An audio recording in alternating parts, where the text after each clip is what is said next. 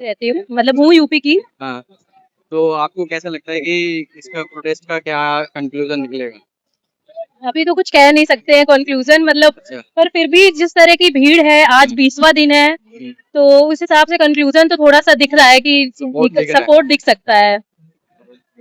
तो जैसे कि 20 तारीख को कूच संसद कूच करने का इन्होंने आह्वान किया है, तो उस टाइम पे आपको लगता है कि जनसैलाब आ सकता है?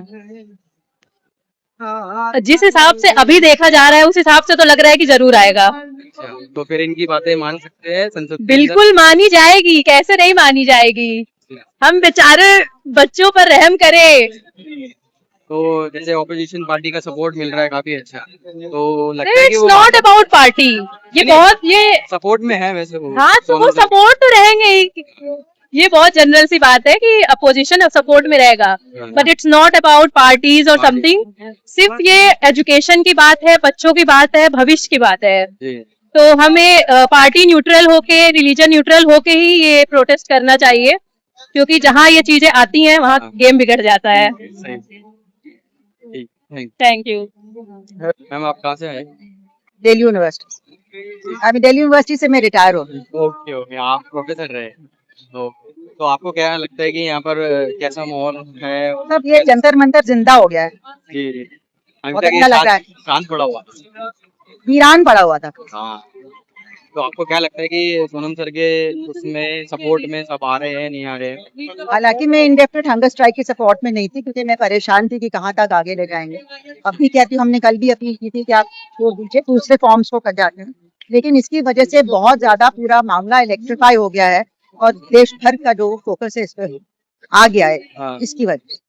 और बच्चे भी बैठे हैं और ये भी बैठे हैं, तो इस वजह से बहुत ज्यादा इसका मिली है, लोग आ रहे हैं, जुड़ रहे हैं। तो मैं तो मानना पड़ेगा कि इससे काफी। तो आपको लगता है कि 20 तारीख को जैसे संसद कूच करने की इनका आह्वान हुआ है, तो उस टाइम पे जनसैलाब आ सकता है? बहुत सारे लोग कह रहे हैं कि वो आ रहे हैं, तो मुझे उम्मीद है कि लोग आएंगे। तो वहाँ पर उनकी बातें मानी जा सकती है? हो सकता है, लेकिन ये है कि एक लड़ाई एक दिन में खत्म नहीं होती, क्योंकि ये लंबी लड़ाई है। एक धर्मेंद्र प्रधान तो मौरा है ना। ये जो सरकार की नीतियां हैं, ये जहरीली नीतियां हैं, इसी की वजह से सारा कुछ होता है। इनकी नीति है कि एग्जाम सेंट्रलाइज हो और एक बिल्कुल नॉन ट्रांसपेरेंट तरीके से आउटसोर्स हो जाए सारा कुछ। जिनको ये पेपर सेटअप वगैरह बना रहे हैं वो खुद ही लीक कर रहे हैं, तो ये तो एक ऑर्गेनाइज्ड करप्शन है। मैं ये मानती हूँ ऑर्गेनाइज करप्शन है। तो जब तक आप इस पूरी सेंट्रलाइजेशन की प्रणाली को खत्म नहीं करेंगे, तब तक ये चलता ही रहेगा। और अच्छी तरह से करेंगे ताकि पता ना चले, लेकिन लीकेज चलेगा, ब्राइबरी चलेगी, बेईमानी चलेगी, और कई लोग खुश हैं, पैसा देके कर लेंगे अपना काम, लेकिन देश बर्बाद होगा। हाँ, ये तो एजुकेशन के साथ साथ में भी बहुत सारी चीजें चल रही है। इथेनॉल हो गया, ट्रेन के वो हो गए, फाइनेंस मिनिस्टर, सब कुछ ऐसा हो रहा है। हर चीज में एक अनडेमोक्रेटिक तरीके से आप मनमानी से कर रहे हैं, क्योंकि आप सोचते हैं कि आप इलेक्शन हार नहीं सकते। एक जमाना था कि प्याज 25 रुपए किलो हो जाता था, अगले इलेक्शन में सरकार आ जाती, तो वो पार्टी आ जाती। अब तो लगता है कि कितनी भी एंटी इनकम्बेंसी को लोग गालियां दे रहे हैं, सब करे, ये हार ही नहीं सकते हैं। इलेक्शन कमीशन इनकी जेब में है, ये ईवीएम में क्या अंदर हो रहा है किसी को पता ही नहीं है। टोटली नॉन ट्रांसपेरेंट, हजारों नुक्स उसमें, लेकिन ये उसमें चिपके हुए हैं कि नहीं हम ईवीएम से ही करेंगे। तो हम तो ट्रस्ट नहीं करते हैं ईवीएम को, क्योंकि हमें पता नहीं हमारा वोट कहाँ जा रहा है। और दूसरा ये है कि ये 90 लाख लोगों को ये लोग निकाल रहे हैं बंगाल में, इन्होंने एसआईआर करके, और पूरे देश में कर रहे हैं एसआईआर। कहते हैं हाँ, बंगाल में तो हद हो गई है, सारी हदें पार हो गई है, और वो पूरे देश में हो रहा है। दिल्ली में चालू है, अब दिल्ली में चालू है। तो ये जो है पूरा हिटलर के बाप दादा की तरह ये काम कर रहे हैं। ये 100 साल हो गए। हिटलर की पार्टी तो कम साल, 100 साल से आरएसएस चल रही है हमारे देश में, और उन्होंने इस देश को की नींवें जड़ों में जहर घोल दिया है। फिर भी इनको 35% से ज्यादा वोट नहीं मिलता है, तो उस पर ये पूरी हुकूमत चला रहे हैं। तो ऐसा लगता है कि एजुकेशन मिनिस्टर का ही सिर्फ इस्तीफा चाहिए, फिर मूल सत्ता बदलाव होना चाहिए? पूरी सत्ता का बदलाव होना चाहिए, लेकिन अभी फोकस है धर्मेंद्र प्रधान पे, क्योंकि छोटा पहला कदम है कि जिसको आपने जिम्मेदारी दी है, कम से कम उसको तो स्टेप डाउन करना चाहिए। लेकिन हम तो चाहते हैं कि एनटीए भंग किया जाए, ये सेंट्रलाइजेशन की पॉलिसी जाए, और फिर बड़ी बात जो है कि जब इलेक्शन आएगा तब हम देखेंगे सरकार शुड स्टेप डाउन, क्योंकि बहुत ज्यादा इनके क्राइम्स हो गए, एनटीए चीफ बहुत ज्यादा क्राइम। एनटीए को हटाओ और स्टेट की ऑटोनॉमी वापस दो, और यूनिवर्सिटीज की ऑटोनॉमी वापस। हमें अपनी ऑटोनॉमी के, हम अपनी एडमिशन कैसे करेंगे, हमें वापस नहीं है, हमको बाहर कर दिया है। ना हमें कोर्स बनाने देते हैं, ना हमें एग्जाम सिस्टम तय करने देते हैं टीचर्स को, ना हमें ये एडमिशन पॉलिसी तय करने देते हैं, ना रिक्रूटमेंट में, सब कुछ ऊपर से थोपा जा रहा है सब हमारे। नियमों की साइड से। हाँ, और पूरी यूनिवर्सिटीज को बर्बाद किया जा रहा है, एक बुलडोजर चला रहे हैं सारी यूनिवर्सिटीज। समझ नहीं पा रहे, लेकिन इनको इनकी क्वालिटी ऑफ एजुकेशन को इतना खराब कर दिया कि हम दुनिया में मजाक बन जाए, कहीं हम अपना सर नहीं उठा पाए। इनको, इन लीडर्स को कोई फर्क नहीं पड़ता, अपने बच्चों को बाहर पढ़ाते हैं कि उनको मालूम है कि जानबूझ के हमारी शिक्षा प्रणाली को खराब किया जा रहा है। कोई ना पढ़े लिखे, कोई ना सवाल पूछना सीखे, किसी की समझ नहीं बन पाए, भीड़ जहाँ चाहते हैं ये घुमा दें। ये तो एंटी नेशनल काम सबसे ज्यादा तो सरकार कर रही है। तो अभी इतने सारे सरकारी स्कूल लगभग 1 लाख से ज्यादा हाँ, बंद हो आपको गए सब हैं। पता है, ये सब नेशनल इनके खुद के ही एजुकेशन जहाँ पर गवर्नमेंट है वहीं पे बंद हो गए सबसे ज्यादा वो बंद कर रहे हैं, है ना। और ये पॉलिसी सिर्फ ये सरकार नहीं, पिछली सरकार भी फॉलो कर रही थी, लेकिन हम उनसे लड़ पाते थे और रोक पाते थे कुछ हद तक। लेकिन ये सरकार तो मनमानी कर रही है। एनईपी में लिखा है क्लोजर एंड मर्जर, वही तो कर रहे हैं, लाखों स्कूल बंद करके। तो न्यू एजुकेशन पॉलिसी के तहत काफी सारे सब्जेक्ट्स में भी चेंज हुए हैं, चैप्टर्स हटे गए हैं। हाँ, वो तो सारा जो इंडियन नॉलेज सिस्टम के बहाने है, ये हमारा पूरा जो हिस्ट्री को ही बदल रहे हैं। मतलब जो चीज हुई थी उसको उल्टा तो करके लिख रहे हैं कि बैचलर पानीपत। आपको पता होगी क्या चेंज हुआ है? अभी सारी डिटेल्स तो मुझे नहीं आती, लेकिन मुगल कितने चैप्टर्स उन्होंने डिलीट कर दिए। इकबाल का नाम काट दिया कि नहीं वो तो एंटी नेशनल पोएट है, हालांकि उन्होंने लिखा कि वो ये कोशिश करें दिखाने की कि हम 1000 साल से गुलाम हैं, जबकि वो ब्रिटिश के साथ इनको कोई प्रॉब्लम नहीं था। वो सोचते हैं कि जब से मुगल आए थे तब से हम गुलाम हैं, तब ये दिखाने की कोशिश कर रही है। ब्रिटिश ने भी कोशिश की थी हिस्ट्री को रीराइट करके कि हिंदू मुस्लिम आपस में लड़े, नहीं तो ये ब्रिटिश का चैलेंज जो 1857 में आया था, यूनाइटेड एक इंडियन रेजिस्टेंस थी, उसको खत्म करने की वो साजिश थी ब्रिटिश की। और ये आरएसएस उसकी मदद, उसी का प्रोजेक्ट है, ये कम्युनल प्रोजेक्ट, कॉलोनियल प्रोजेक्ट है। और ये हमारे नॉट ओनली हिस्ट्री में, ये हर सब्जेक्ट में तब्दीली कर रहे हैं। मैथ्स तक में कर रहे हैं, मैं मैथ्स पढ़ाती हूँ, सारी ऑब्सक्यूरेंटेस पता नहीं कहाँ से संस्कृताइज नेम लाके अपने ड्राफ्ट सिलेबस में ला रहे हैं, किसी ने सुना नहीं है। पीरियोडिक टेबल में भी साइंस में भी पीरियोडिक चेंज हुआ है, पीरियोडिक टेबल में। और आपके जितने भी हिस्ट्री में पेजेंट मूवमेंट्स और अग्रेरियन मूवमेंट्स रही हैं, वो सबको खत्म करें, सिटीजनशिप मूवमेंट को अपने खत्म हिसाब से करें, वो उसको तोड़ मरोड़ के कर रहे हैं ताकि बच्चों को समझ ही नहीं हो। और आपको समय भी नहीं देते पढ़ाने का, जो है भी कंटेंट पहले हम 5 पीरियड में जैसे पढ़ाते थे हफ्ते में, कहते नहीं 3 में पढ़ा दो, उनको पता है हम नहीं पढ़ा सकते। मैम अभी है तो ना कोई नहीं सीख रहा है एक कुछ। चैप्टर में सीधा एक गाना आ गया था, अच्छा, तो वो टीचर को गाना उनको पढ़ाना पड़ा, पर लेकिन उस पर केस हुआ, फिर वो हटाया गया। तो सीधा मजाक गाना कर दिया। था, वो पता नहीं भाग वही किसी मूवी का था, बॉलीवुड मूवी का था। मजाक कर दिया पूरा। इंग्लिश अब जैसे कि हमारे केमिस्ट्री के टीचर योगा पढ़ा रहे हैं, क्योंकि वर्कलोड नहीं बचा तो कि आप योगा पढ़ाओ, आप वैदिक मैथ्स पढ़ाओ। वैदिक मैथ्स में ना वेदा है ना मैथ्स है, लेकिन फिर भी जबरदस्ती पढ़ाना पड़ रहा है, क्योंकि ऊपर ये तो तानाशाही नहीं है तो क्या है, और वर्स्ट ऑब्सक्यूरेंटिस्ट टाइप ऑफ तानाशाही। अगर आप इंडियन नॉलेज सिस्टम की बात भी करते हैं तो हिंदुस्तान की हिस्ट्री में बहुत कुछ है, डाइवर्सिटी है, जिसको आप एक्नॉलेज नहीं कर रहे हैं। आप हिंदू धर्म के एक बहुत ही वन स्ट्रैंड जो बहुत ऑब्सक्यूरेंट, अंधविश्वासी, सुपरस्टिशन से भरा है, वही पढ़ाना चाहते हैं। हमारे यहाँ जो सोचने समझने वाली चीजें वो नहीं पढ़ाते। क्रिटिकल थिंकिंग लाना नहीं चाहते। क्रिटिकल थिंकिंग हमारे यहाँ बहुत सारे ऐसे ट्रेडिशन हैं, वो नहीं सिखाएंगे। ये ब्लाइंडली मनुस्मृति करो और उसको ब्लाइंडली एक्सेप्ट करो कि जो एंटी लोअर कास्ट जो सेंटिमेंट है उसको प्रमोट करो, अपनी सुपीरियोरिटी दिखाओ ब्राह्मणों की, ये सब प्रमोट करना चाहते हैं। फिर टीचर जैसे उनको सब्जेक्ट मिलेगा, टीचर भी फिर वैसे ही पढ़ाने पे मजबूर हो जाएंगे। हाँ, और अगर नहीं करेंगे, जरा सा भी इधर होंगे तो स्टूडेंट बैठा दिए ऐसे जो उनको वीडियो बना के उनके खिलाफ FIR करवाएंगे। ये तो हो रहा है। Thank you. वो हाल खराब है बहुत यूनिवर्सिटी। Hello sir. हेलो, आपका नाम क्या है? सिद्धार्थ। सिद्धार्थ। आप कहाँ से आए? दिल्ली में। आप पढ़ते हैं अभी? I am student. तो आपको क्या लगता है कैसा माहौल है? अब माहौल बहुत ज्यादा अच्छा हो गया है, मतलब डे बाय डे माहौल तो स्टार्टिंग से अच्छा था, पर अब जैसे सोशल मीडिया से अवेयरनेस बढ़ रही है, लोगों को पता चल रहा है, तो लाइक हाँ, तो लोग सपोर्ट में आ रहे हैं। Like I am from Delhi, but मैंने बहुत लोगों से यहाँ बात करी जो ऑल ओवर इंडिया से आ रखे हैं यहाँ पे। हाँ, तो माहौल बहुत डाइवर्स माहौल है, सारे रिलीजन के लोग आ रखे हैं, कास्ट के लोग आ रखे हैं, जैसे यूनिटी एंड डाइवर्सिटी इस देश का मंत्र है, वो एग्जैक्टली यहाँ पे आप विटनेस कर सकते हो। बहुत ब्यूटीफुल माहौल। आपको क्या लगता है कि एजुकेशन के ऊपर पर्पस में ये जो बैठे हैं तो कुछ उसकी प्रणाली में चेंज आएगा नहीं आएगा? हाँ बट चेंज आया है, जैसे ये एनईपी लेकर आए, अच्छा। न्यू एजुकेशन पॉलिसी, तो उसमें ऑफकोर्स बहुत सारे चेंजेस इन्होंने करे। अच्छा। तो जैसे फॉर एग्जांपल सीयूईटी का इन्होंने, मैं छोटा सा एग्जांपल आपको, सीयूईटी का इन्होंने लाया, पहले 12th के मार्क्स पे एडमिशन हो जाता था। अच्छा। आप अगर हम बिल्कुल बेसिक सा क्वेश्चन देखें तो आप घर वाले तो नहीं बोलेंगे ना कि आप 12th में पास हो जाओ बस, क्या बोलेंगे घर वाले कि 90% तो आने चाहिए। अगर आप बच्चे के 90% आ भी गए, हाँ। अब वो फिर एग्जाम देगा कॉलेज एडमिशन के लिए, राइट, सीयूईटी के लिए, मतलब फॉर अंडर ग्रेजुएशन, यूजी के लिए एग्जाम देगा, और उसमें भी आपको कोई गारंटी नहीं है कि फेयर तरीके से उसका एडमिशन होगा, क्योंकि सारा जो इलेक्ट्रॉनिक वो है वो तो आप देख ही रहे हो फेल है।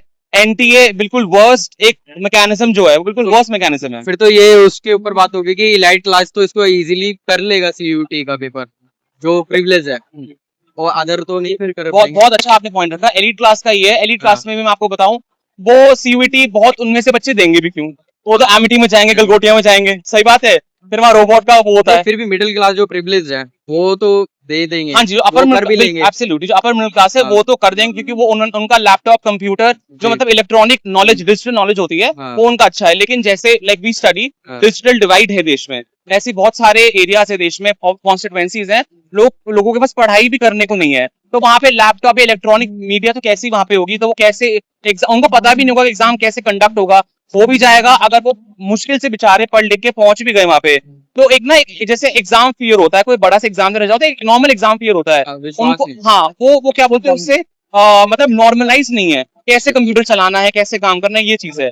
फिर अगला आई टेल यू कि हिस्ट्री को धीरे धीरे दे आर थिंकिंग चेंज करने की कोशिश हो रही है, which I feel is very bad, क्योंकि for example there was a British historian, I am forgetting the name, उन्होंने सबसे पहले इंडियन हिस्ट्री को 3 उसमें बांटा था, अच्छा। हिंदू, मुस्लिम, क्रिश्चियन। हाँ। मतलब पहले हिंदू के वो थी अशोका के टाइम में, फिर मुस्लिम्स आए और फिर क्रिश्चियंस आ गए, जी। तो वो उनका देखने का नजरिया था। लेकिन फिर जब नेशनलिस्ट हिस्टोरियंस आए दिल्ली से, महाराष्ट्र से, हरियाणा से और रीजन से, उन्होंने बताया कि we have a secular literature, तो अब वो एक चीज है। तो अगर हम देखें तो ठीक है, मुगल्स पर भाई हर चीज का अच्छा है बुरा होता है, लेकिन जब 1857 में जब फर्स्ट वॉर ऑफ इंडिपेंडेंस हुआ, तो that was led in the name of Mughal emperor Bahadur Shah, वो तो उनके नाम पे लड़ा गया था, राइट।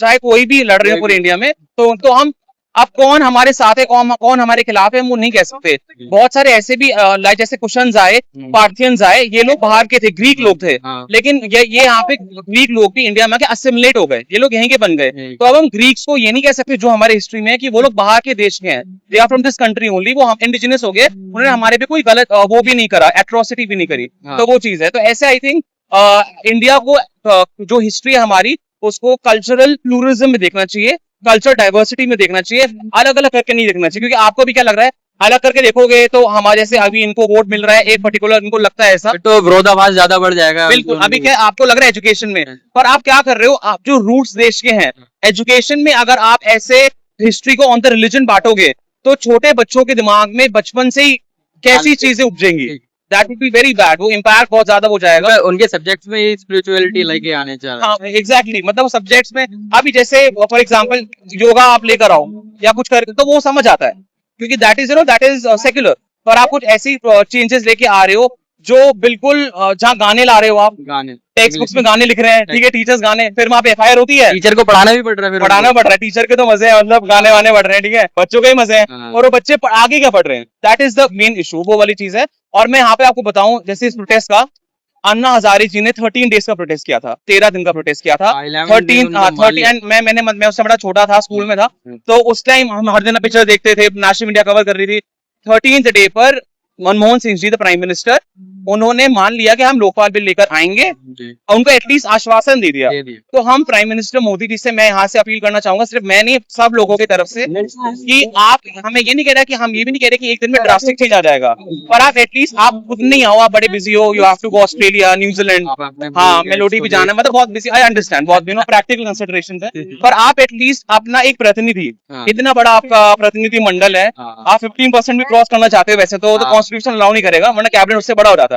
तो आप एक रिप्रेजेंटेटिव भेजें और यहाँ पे बताएं वांगचुक जी को कि आप अपना फास्ट तोड़ें, because your health is deteriorating, हम आपकी मांगों को कंसिडर करेंगे, कमिटी बिठाएंगे, कुछ काम करेंगे। पर ये यहाँ सरकार की बेशर्मी इतनी है कि वो बात भी करने को रेडी नहीं है, and that is the main problem. Problem is not कि प्रोटेस्ट तो होता है, आपकी भी गलतियां होंगी, ठीक है, हम उसको मानते हैं, पर आप एटलीस्ट यहाँ पे आके एक्सेप्ट करो कि ठीक है कुछ गलतियां हुई होंगी, पूरी भी मत करो, थोड़ी बहुत करो, और एक कमेटी या किसी चीज का गठन करो, सो दैट एक प्रॉपर मैकेनिज्म यहाँ तो सिर्फ एक एजुकेशन मिनिस्टर की ही बात होती है कि हाँ भाई एजुकेशन मिनिस्टर को इस्तीफा देना चाहिए। मैं आपको बताऊं, जैसे जैसे ये प्रोटेस्ट है, ठीक है, अब now I watch base is privilege background, तो मेरे को बड़ा एक मतलब वास्ट नॉलेज होगी, और कोई इंसान जो शायद नॉर्मल, मैं बताऊं यहाँ से मैं देखा महाराष्ट्र से भी लोग आ रखे हैं, हिमाचल से भी आ रखे, हरियाणा से भी आ रखे, ट्रेन पकड़ के जो जैसे भी हो रहे बस लेके, वो थोड़े हम्बल बैकग्राउंड से हैं। अभी उनको आप पूछोगे कि क्या क्या है नीट का फुल फॉर्म बताओ, ये करो, तो that does not show their integrity, that shows your aptitude, आपका लेवल क्या है, आप क्या कर रहे हो, आप उन लोगों को ना अपना नहीं समझ, वो भी हमारे देश के लोग है ना, कोई सोच सकता है कम पढ़ा लिखा हो, कोई ज्यादा पढ़ा लिखा हो, but the fact is we are a country जो नेहरू जी ने, पटेल साहब ने, गांधी जी ने हमको दी है, we ought to them, right, तो हमें उस तरीके से पूरे देश को एज वन देखना चाहिए, चाहे वो लैंग्वेजेस अलग हो सकती हैं, कलर्स अलग हो सकते हैं, कास्ट रिलीजन अलग हो सकता है, पे ज्यादा हो। और जय धर्मेंद्र प्रधान जी का आपने बोला, वो ना एक स्टार्टिंग पॉइंट है। अब मैं आपको बड़ा सजेशन किया, स्टार्टिंग पॉइंट इसलिए है क्योंकि धर्मेंद्र प्रधान जी इस्तीफा नहीं दे रहे हैं, तो आप अब ये समझो कि एनडीए को डिसॉल्व करना क्या है। लगता है आपको उनके पास कुछ है इसलिए भी इस्तीफा दे रहे हैं? नहीं, अब मैं आपको बताऊं जो मेरे को बहुत फीलिंग आ रही है, मैंने बहुत आर्टिकल्स पढ़े पिछले कुछ दिनों में, he is about to exit, वो अब जाने वाले हैं, होपफुली बहुत जल्दी रीसफल होएगा, फिर हटा ही देंगे उनको, क्या हो सकता अब वो रीशफल भी होगा, हिल पे आउट ऑफ कैबिनेट, जितना मुझे मतलब पता चल रहा है, क्रेडिबल सोर्सेस से चल रहा है पता, पर एग्जैक्ट मैं नहीं बता सकता क्योंकि आप अंदर तो जाने देते नहीं किसी को, लेकिन ये चीज है कि उनको हटाएंगे, एंड आई थिंक हटाना चाहिए भी, that is the starting point of ये पूरा प्रोटेस्ट, एक बार वो होगा फिर सारे लोग अपनी और डिमांड्स आगे बढ़ाएंगे। Thank you. क्या लग रहा है कि आपको क्या समझ में आया क्या? हाँ, मैंने इतना उम्मीद नहीं किया था। मैं पिछला मतलब ड्यू से ही मैंने ग्रेजुएशन और मास्टर्स किया है, तो मुझे लगा था कि आमतौर पर जैसा जंतर मंतर पे प्रोटेस्ट होता है उस हिसाब का ही प्रोटेस्ट हो रहा होगा, एक तरफ से बैरिकेडिंग होगी और पुलिस होंगे और थोड़े बहुत लोग होंगे। लेकिन जब मैं यहाँ से इंटर किया मेन गेट से और आके देखा हुजूम, तो मैं मतलब चौकन्ना रह गया कि बाप रे इतना भीड़। और यहाँ पे देश के अलग अलग लोगों से, मतलब मैं पिछले 2-3 घंटे से इधर हूँ जंतर मंतर पे, देश के अलग अलग कोनों से, अलग अलग राज्य से, महाराष्ट्र से, गुजरात से, हरियाणा से, हिमाचल से, हर जगह से, नॉर्थ ईस्ट से, हर जगह से लोग हमें यहाँ पे मिले। और सबका एक ही मांग है कि धर्मेंद्र प्रधान जो शिक्षा मंत्री है वो इस्तीफा दे और मतलब जो भी है अकाउंटेबिलिटी माना जाए और इस्तीफा दे। धर्मेंद्र प्रधान इस्तीफा देने से जितना प्रॉब्लम है एग्जाम का सब खत्म हो जाएगा। नहीं, बिल्कुल नहीं होगा। मतलब धर्मेंद्र प्रधान शिक्षा मंत्री है, नीट का पेपर लीक हुआ तो सिर्फ धर्मेंद्र प्रधान के इस्तीफा देने से कोई सब कुछ नहीं सुधर जाएगा। पिछले 2-3 साल का डेटा देखिए, मान लीजिए कि कोई नीट का परीक्षा दे रहा है, देश जैसा कि वो मेरे पहले भैया बोल रहे थे कि देश डाइवर्सिटी है, काफी ज्यादा डाइवर्सिटी है।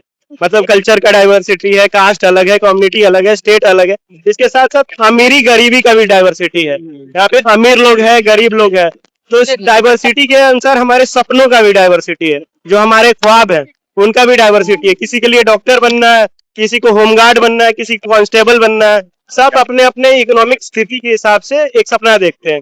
लेकिन हम देखेंगे पिछले 5-7 साल से तो मैं देख रहा हूँ, जब से मुझे थोड़ी भी बहुत पॉलिटिकल समझ बनी है, तब से मैं देख रहा हूँ देश के अलग अलग कोनों में, चाहे यूपी चले जाइए, बिहार चले जाइए, हर जगह पेपर लीक हो रहा है।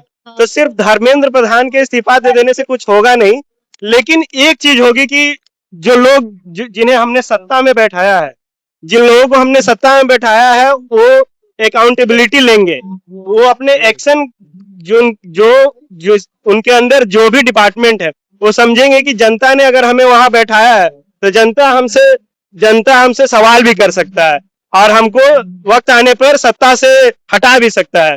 तो ये मैसेज आना चाहिए, क्योंकि हम एक लोकतंत्र में रहते हैं और लोकतंत्र का मतलब ही यही है। लोकतंत्र का मतलब ये नहीं कि हम जाएं और सिर्फ वोट पे ईवीएम में बटन दबा दें। लोकतंत्र का मतलब ये है कि हम अपने राइट्स को समझें, हम अपने अधिकारों को समझें और जब मौका मिले तो हम सत्ता से, सरकार से क्वेश्चन कर सके। और इसीलिए आज यहाँ पे इतनी बड़ी हुजूम यहाँ पे लगी हुई है और हम भी इसमें साथ में सम्मिलित हैं। आपको क्या लग रहा है, लोग सत्ता छोड़ देगा या किसी को हटाएगा? ये तो हम कह नहीं सकते हैं, क्योंकि सत्ता में तो हम बैठे नहीं हैं, हम तो सड़क पे हैं। तो बस यही है, लोकतंत्र है, हम भी अपनी कोशिश करेंगे। अगर वो नहीं मानेंगे तो हम और पुरजोर कोशिश करेंगे। आज 100 लोग हैं, 500 होंगे, 1000 होंगे, 2 लाख होंगे, लोग समझेंगे ना कि हमारे साथ अन्याय हो रहा है। तकरीबन 30 बच्चों ने आत्महत्या कर ली। 30 जाने कम नहीं होती है। 30 परिवार बिखर गया। उसके अलावा न जाने कितने बच्चों के सपने टूट गए होंगे। तो नहीं मानेगी सरकार तो क्या करेंगे, और पुरजोर तरीके से प्रोटेस्ट करेंगे और अपनी उपस्थिति दर्ज कराएंगे। क्या लग रहा है 20 तारीख को यहाँ से निकलने से आप लोग को संसद तक जाने देगा?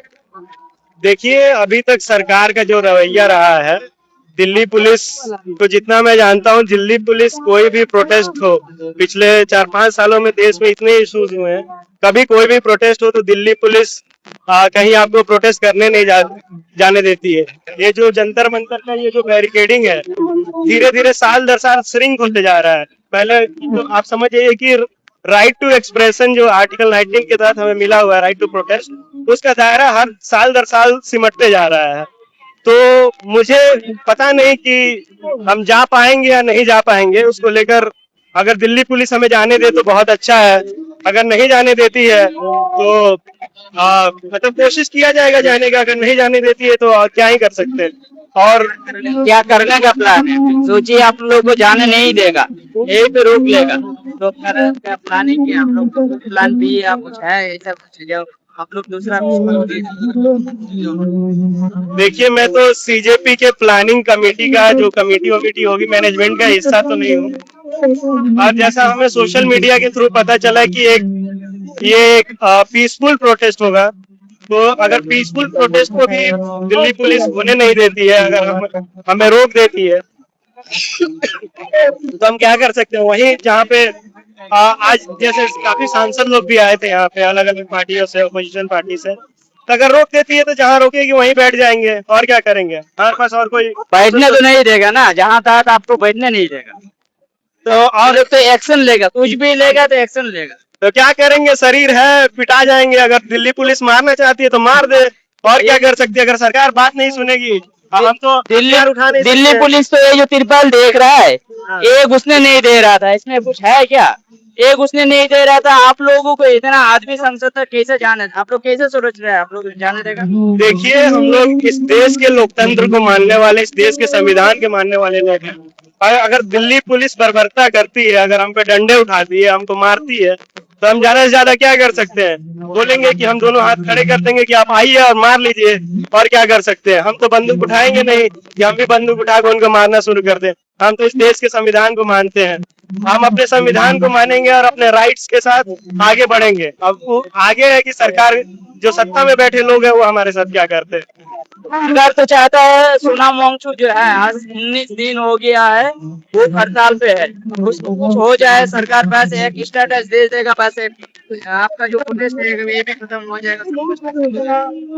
हाँ, ये देखिए, जो सरकार है, जो मोदी जी की सरकार है, वो बहुत बहरी सरकार है। उसके कान में जो है ना कुछ घुस गया है, उसको सुनाई नहीं देता है, बहरी हो चुकी है। अभी मैं आज ही पढ़ रहा था कि ये आज से 1-1.5 साल पहले केडी अग्रवाल करके एक एक्टिविस्ट थे, उन्होंने 111 दिन हरियाणा में भाजपा की सरकार है, इससे पहले भी भाजपा की सरकार, हाँ, केडी अग्रवाल, तो जीडी अग्रवाल, तो 111 दिन उन्होंने हंगर स्ट्राइक किया और उनकी मौत हो गई। उस मौत के बाद मोदी जी का एक ट्वीट आया कि we are very saddened with the demise of GD Agrawal, जिन्होंने इतना ये किया। लेकिन सरकार ने उनकी एक बात नहीं सुनी। वो चाहते थे कि मतलब वो इन्वायरमेंटलिस्ट थे, तो चाहते थे कि पर्यावरण की में ये हो, गंगा की सफाई हो, नदियां साफ हो। तो इस बहरी सरकार के लिए हम क्या ही कह सकते हैं? हम अपने तरफ से as a citizen of this country, एक नागरिक के तौर पे हम अपना एक नागरिक धर्म निभाएंगे, सेट करेंगे, और बाकी तो देखा जाएगा भविष्य में। के लिए जेनजी या उसका या टीचर के लिए मेरा सभी जेनजी से, उनके पेरेंट्स से और टीचर से, साथ ही साथ देश के तमाम नागरिकों से, जो इस भारत देश के हिस्सा है, अपना वोट देते हैं, जो वोट नहीं भी देते हैं, अभी 18 से कम उम्र के बच्चे हैं जो नीट की तैयारी कर रहे हैं 11th-12th में, मैं उन सबसे रिक्वेस्ट करूंगा कि अगर आप आ सकते हैं तो आए, अगर नहीं आ सकते, आप मान लीजिए बिहार में है, यूपी में है, आप नहीं आ सकते, आप फाइनेंशियली, आप मान लीजिए किसी का घर पे पेरेंट्स मना कर रहे होंगे, कोई फाइनेंशियली उस हिसाब से मतलब नहीं होगा कि वो टिकट खरीद सके, क्योंकि देश में आप जानते हैं अमीर गरीब सब तरीके के लोग हैं। तो मैं उनसे रिक्वेस्ट करूंगा कि अगर आप दिल्ली आ सकते हैं तो दिल्ली आए और हमारे साथ इस प्रोटेस्ट का हिस्सा बने और जो संसद घेराव का जो कॉल है उस प्रोटेस्ट में शामिल हो। और जो लोग नहीं आ सकते हैं, हमसे उनसे रिक्वेस्ट है कि आप अपने अपने जो डिस्ट्रिक्ट हेडक्वार्टर है वहां जाएं और अपने जिले में अपनी उपस्थिति दर्ज कराएं, अपने विरोध को दर्ज कराएं। बस यही कहना चाहेंगे। आप क्या 20 तारीख में रहोगे यहाँ? क्या? 20 तारीख तक आप हैं या? हाँ हाँ, हम 20 तारीख तक 20 तारीख को पुलिस में रहोगे? हाँ हाँ, बिल्कुल रहेंगे। ठीक है, thank you ji. Thank you. मैं गुड़गांव से आप यहाँ पर विजिट करने आए हैं? सोनम वांगचुक को ऑब्वियसली, और हमारी एजुकेशन को, हेल्थ को। जी जी, आपको क्या लगता है कि ये इनकी मांगे मानी जाए? देखो, टू बी ऑनेस्ट मुझे तो नहीं लगता, क्योंकि हमारे जो पीएम है वो बहुत ज्यादा उनमें ईगो है। टू बी ऑनेस्ट उनको लगता है कि बस अब इन्होंने धरना दे दिया है तो अब ये मैं अब बिल्कुल नहीं करूंगा। पहले वो फिर भी सुन लेते, बट अब मैं बिल्कुल नहीं हाँ, मुझे लगता है। तो इस्तीफा हो सकता है, नहीं हो सकता है? मुझे नहीं लगता। तो जैसे ऑपोजिशन पार्टी के काफी सारे सपोर्टर उनको मिल रहे हैं, सपोर्ट मिल रहा है, तो वो संसद में आवाज उठाएंगे नहीं उठाएंगे? देखो, मुझे नहीं लगता अभी के लिए कि ऐसा होगा, पर वो यहाँ क्योंकि पर वो एक पॉलिटिकल यहाँ पे बोल के गए तो शायद हो सकता है, बट एक वो पॉलिटिकल फिर कांग्रेस वर्सेस बीजेपी ये वाला मोड आ जाएगा अगर वो सब लोग यहाँ पे आते हैं, तो मुझे ऐसा लगता है। नहीं है। हाँ, बट अगर वो आती है, काफी लोग राहुल गांधी को बुलाना चाह रहे हैं यहाँ पे, बट मुझे लगता है अगर वो आएंगे तो ये बीजेपी वर्सेस कांग्रेस हो जाएगा, रेदर देन फिर ये पॉलिटिक्स स्टूडेंट प्रोटेस्ट नहीं बचेगा, फिर ये पॉलिटिकल प्रोटेस्ट हो जाएगा। बट या we need support obviously, yes.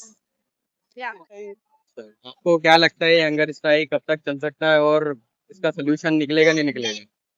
Solution तो मुझे नहीं दिख रहा है, बट मुझे लगता है कि अगर वांगचुक जी को कुछ हो गया तो फिर सरकार को काफी भारी पड़ेगा।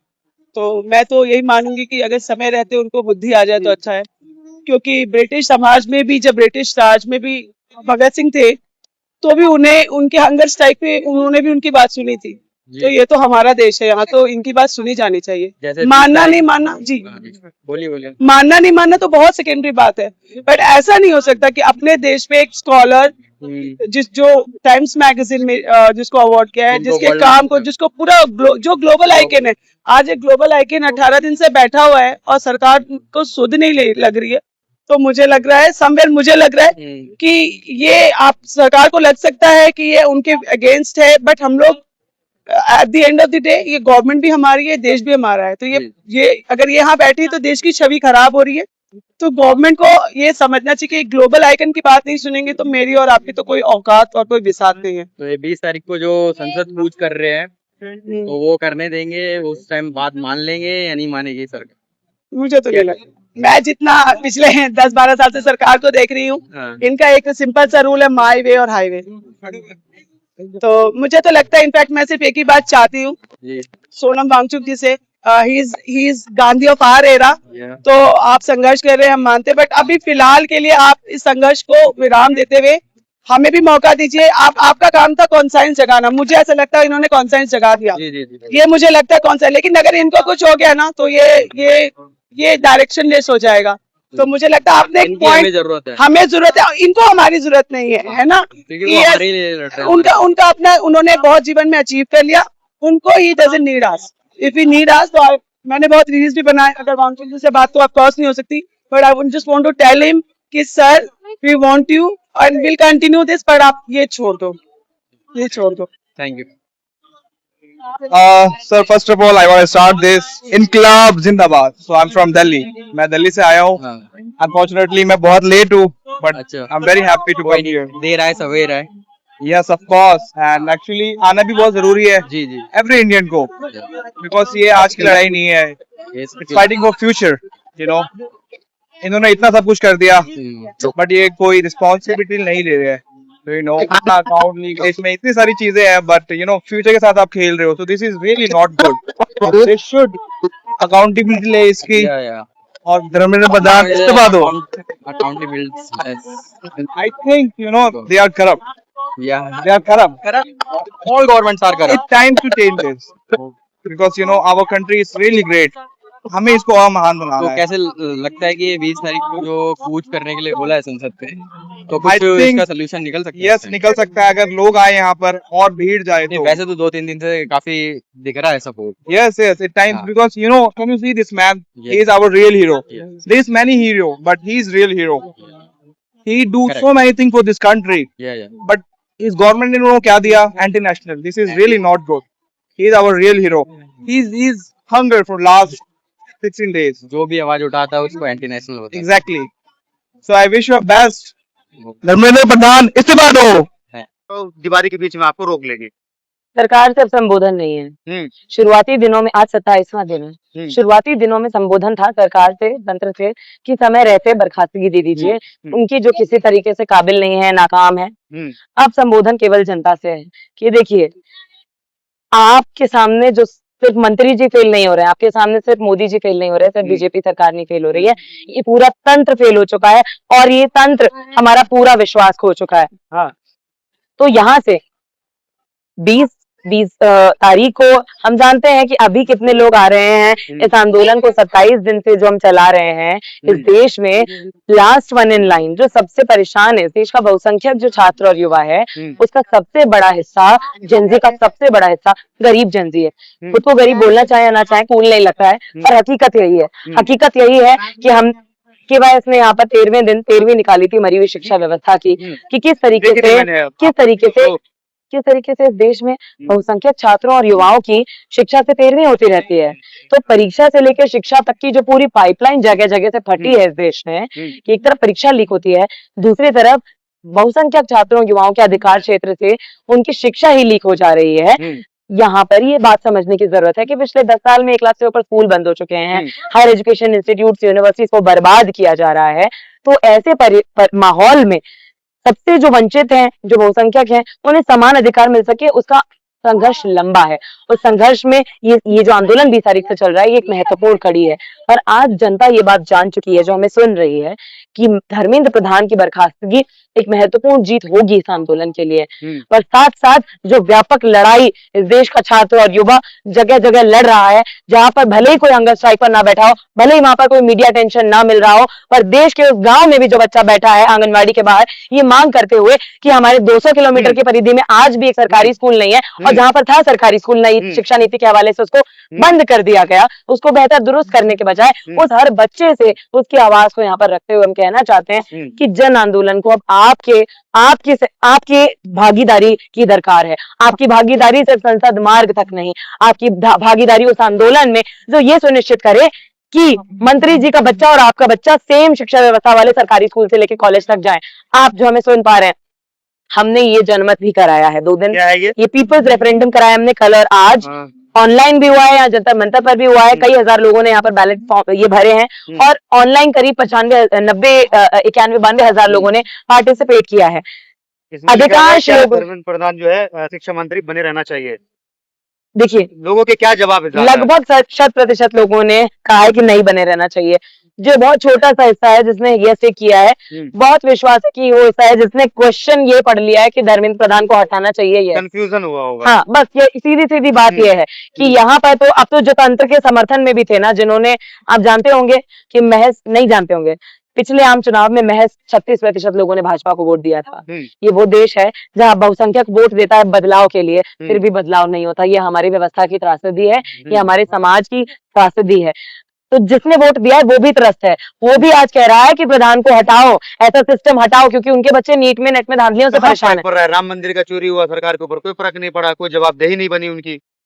देखिए, मुद्दों की राजनीति से तो इस देश की सरकार भी भटकना चाहती है, भटकाना चाहती है, और जो इनके लगवे भगवे हैं वो भी भटकना चाहते हैं, पर वो भी अपने अच्छे दिन मनाने में लगे हुए हैं। इसीलिए उन्हीं के लोग आपका दिया हुआ चंदा चोरी करते हुए दिखाई पड़ रहे हैं। उसके लिए कोई बाहर से सोरोस नहीं आया था उस मंदिर का चंदा चुराने। यानी सीधी बात यह है, आज आपको ये सवाल पूछने की जरूरत है, अगर आपका बच्चा शिक्षा मंत्री का बच्चा जिस स्कूल में जाता है वहां नहीं पहुंच पा रहा है, वो अंबानी इंटरनेशनल स्कूल नहीं जा रहा है, या उसके स्कूल में, सरकारी स्कूल में आज भी वो फैसिलिटीज नहीं है जो अंबानी इंटरनेशनल स्कूल में है, तो आप जमीनी स्तर पर उतरिए और मांगिए कि नेताजी का बच्चा, मंत्री का बच्चा, अडानी अंबानी का बच्चा और आपका बच्चा समान सरकारी शिक्षा व्यवस्था वाले स्कूल कॉलेज में पहुंचे। यही चाहते हैं ना कि हमारे देश में वैज्ञानिक पैदा ना हो, बाबा पैदा हो। नहीं कौन है चाहते बाबा हैं, पैदा? नहीं चाहते हैं ऐसा। लोगों को इलाज कराना होता है, अगर थोड़ा भी संसाधन है, पैसा है, तो बाबा के पास नहीं जाते हैं। झाड़ फूक कराने वही जाते हैं जिनके पास इलाज कराने का पैसा नहीं है, जो बहुत ज्यादा पिछड़ेपन से त्रस्त है। आप एम्स जाते हैं, यहाँ तक कि जो बाबा बाबा चिल्लाते हैं और वो जो भी गाय एम्स गाय जाते करते हैं। हैं, वो भी एम्स नहीं जाते, वो तो मेदांता जाते हैं, वो अमेरिका के हॉस्पिटल में जाते हैं।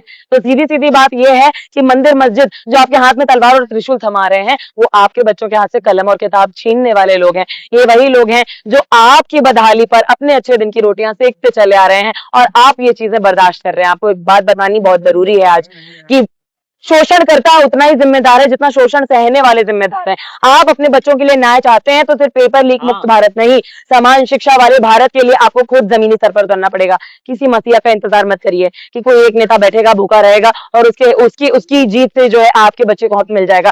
आपको जन आंदोलन की जिम्मेदारी खुद अपने कंधों पर लेनी पड़ेगी। आप जमीनी स्तर पर जहां पर भी हैं, उतरिए जमीन पर, आंदोलन में समर्थन कीजिए। आंदोलन लंबे समय से चल रहा है, उस आंदोलन में ये मांग उठाइए कि नेता हो या आपका बच्चा हो, पूंजीपति हो या आपका बच्चा हो, जब तक अधिकार समान नहीं होगा, असर समान नहीं होगा, कोचिंग सेंटर बैन करवाइए।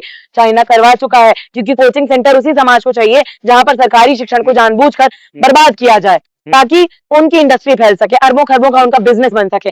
आप बंद करवाइए ये दोहरी शिक्षा व्यवस्था, कि एक तरफ प्राइवेट स्कूल मशरूम हो रहे हैं, कुकरमुत्तों की तरह बढ़ रहे हैं, आपका बच्चा अगर प्राइवेट जा भी रहा है तो सस्ती श्रृंखलाओं वालों में जा रहा है। आपका बच्चा अंबानी इंटरनेशनल स्कूल और वुडस्टॉक नहीं जा रहा है। लेकिन एक चीज आपने सुनी होगी कि रामपुर में एक यूनिवर्सिटी है, जौहर यूनिवर्सिटी, मौलाना जौहर के नाम पे बनी हुई यूनिवर्सिटी है, उसको आजम खान ने बनवाया था। अब खबर ये आ रही है कि उस यूनिवर्सिटी के जो जितने भी कैंपस है, उसके ऊपर जो है बुलडोजर चलाया जाएगा। हम कहते हैं पहला बुलडोजर चलाया जाना चाहिए उस स्कूल पर जहां नेताजी का और पूंजीपति का बच्चा पढ़ता है। आप पूछेंगे क्यों? क्योंकि जब उनका अच्छे दिन वाला स्कूल बंद होगा और आप समान पटल पर आएंगे, वो भी आपके बच्चे वाले स्कूल में जाएंगे उनके बच्चे, तब तो फेयर कंपटीशन होगा। अरे आपका बच्चा जिस रेस में भागीदारी निभा रहा है, आपका बच्चा बिना चप्पल के दौड़ लगा रहा है और नेताजी का बच्चा मर्सिडीज में दौड़ लगा रहा है, आप कितनी मेहनत कर लेंगे, कितनी मेहनत करा लेंगे अपने बच्चे से? अरे खून पसीना सब दे रहा है, फिर भी एक एक बेड पे 3 मरीज पड़े हैं, तो ना इलाज करा पा रहे, ना शिक्षा दिला पा रहे अपने बच्चों को, ना आप बेहतर रोजगार हासिल कर पा रहे। तो कौन से अच्छे दिन के इंतजार में अभी भी बैठे हुए हैं? चंद्रयान में बैठकर आप अपने बच्चों को कहीं पहुंचा देंगे अच्छे दिन के सपने पूरे करने के लिए? ये संभव नहीं है। समान शिक्षा की जरूरत को समझिए। आंदोलन में बहुत लोग शामिल हो सकते हैं, हो सकता है आप किसी दिन आकर नारा लगा दें, यहाँ पे आपका हम तो गए थे आंदोलन में। अरे समझदारी के स्तर पर मुद्दों के साथ शामिल होइए आंदोलन में, कि अगर नेता कह रहा है कि हम शिक्षा की बात कर रहे हैं पर नेता का बच्चा प्राइवेट स्कूल जा रहा है और आपका बच्चा सरकारी जाता है, तो वो आपका नेता नहीं है। तो मुद्दों की राजनीति कीजिए। कहिए कि नेताजी का बच्चा, चाहे वो पक्ष में बैठे हो, चाहे वो विपक्ष में बैठे हो, किसी पार्टी में बैठे हो, आंदोलन में बैठे हो, सवाल करिए कि नेताजी का बच्चा और आपका बच्चा अगर सेम स्कूल नहीं जाता तो वो आपका नेता नहीं है। तो आप उस आंदोलन में ये मांग उठाइए कि भैया आप हर प्राइवेट इंस्टीट्यूशन पर बुलडोजर चला दीजिए, खत्म कर दीजिए, और उस संसाधन को लगाइए सरकारी स्कूल में, सरकारी विश्वविद्यालय में लगाइए। मैं दिल्ली विश्वविद्यालय की छात्रा हूँ। एक बात बताइए, दिल्ली विश्वविद्यालय में ओपन है, आप जो सुन रहे हैं, एक जेब से पैसा देते हैं आप सरकार को कि आपके ऊपर लगा दे, और दूसरी जेब से आप दे रहे हैं कहीं कोचिंग को, कहीं स्कूल को, कहीं ट्यूशन को, और फर्क क्या पड़ रहा है? सरकार नहीं लगा रही विश्वविद्यालय में पैसा। नई शिक्षा नीति ने इस देश को न्यू एजुकेशन पॉलिसी की जरूरत नहीं है, पीपल्स एजुकेशन पॉलिसी, जनता की शिक्षा व्यवस्था की जरूरत है। और वो तब बनेगी जब आप ये मांगे कि प्राइवेट की जरूरत क्यों है, क्यों उन कोचिंग की जरूरत है, उन्हें बंद कीजिए, सारा सरकारी कीजिए। जब सरकार आपका खून पसीना मांगती है तब तो भेदभाव नहीं करती, तब तो ये नहीं कहती कि नहीं अपने परिवार को ज्यादा दो, कंपनी को कम दो, अपने परिवार में घर वालों को ज्यादा मेहनत दो, यहाँ ऑफिस में कम घंटे दो, तो नहीं कहती है। तो जब वहां तो परिवार में कहते हैं बेटी बचाओ बेटी पढ़ाओ, बेटी के साथ भेदभाव नहीं होना चाहिए, देश के बच्चों में भेदभाव क्यों हो रहा है? मंत्री जी का बच्चा बच्चा है, आपका बच्चा बच्चा नहीं है। तो वो भेदभाव जब तक व्यवस्थागत तौर पर आप खत्म नहीं करेंगे। लेकिन आप नेताओं की बात कर रहे हैं, हमारे देश की विडंबना का ये कि हमेशा से लोग जो है मसीहाओं के इंतजार में होते हैं। उनको लगता है कि कोई मसीहा आए और हमारी बात करे, वो खुद अपनी आवाज उठाना नहीं चाहते हैं। जो मसीहाओं की बात कर रहे हैं, वो मसीहा 2014 में भी पता नहीं कहाँ आंदोलन कर रहे थे, आपको ध्यान होगा। वो मसीहा आए तंत्र में, और उन मसीहाओं के अच्छे दिन आ गए, आप जहाँ थे आप वही हैं। तो आंदोलन की तरफ उम्मीदों से अगर देख रहे हैं, पहुंच नहीं भी पा रहे हैं, आपकी जिम्मेदारी बनती है जन आंदोलन में ये मांग उठाइए, राष्ट्रपति हो या आपका बच्चा हो, सबको समान सरकारी शिक्षा मिले, कोचिंग सेंटर बैन हो, दोहरी शिक्षा नीति खत्म हो इस देश में। बहुत बहुत शुक्रिया, थैंक यू।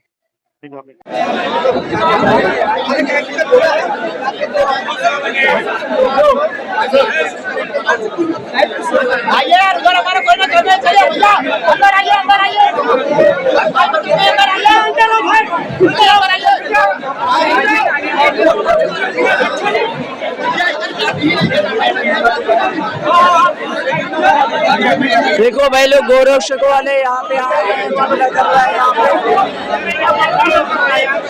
भारत तैयारी का नाम पे ये लोग आ गया करने के लिए यहाँ पे आके लगा रहा है जय श्री राम का नारा। देखो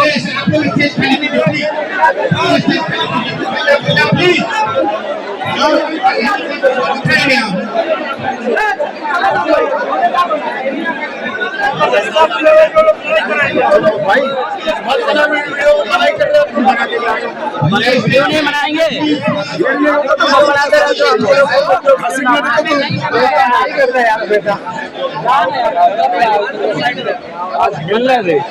मैं देख रहा था ना, मैं आया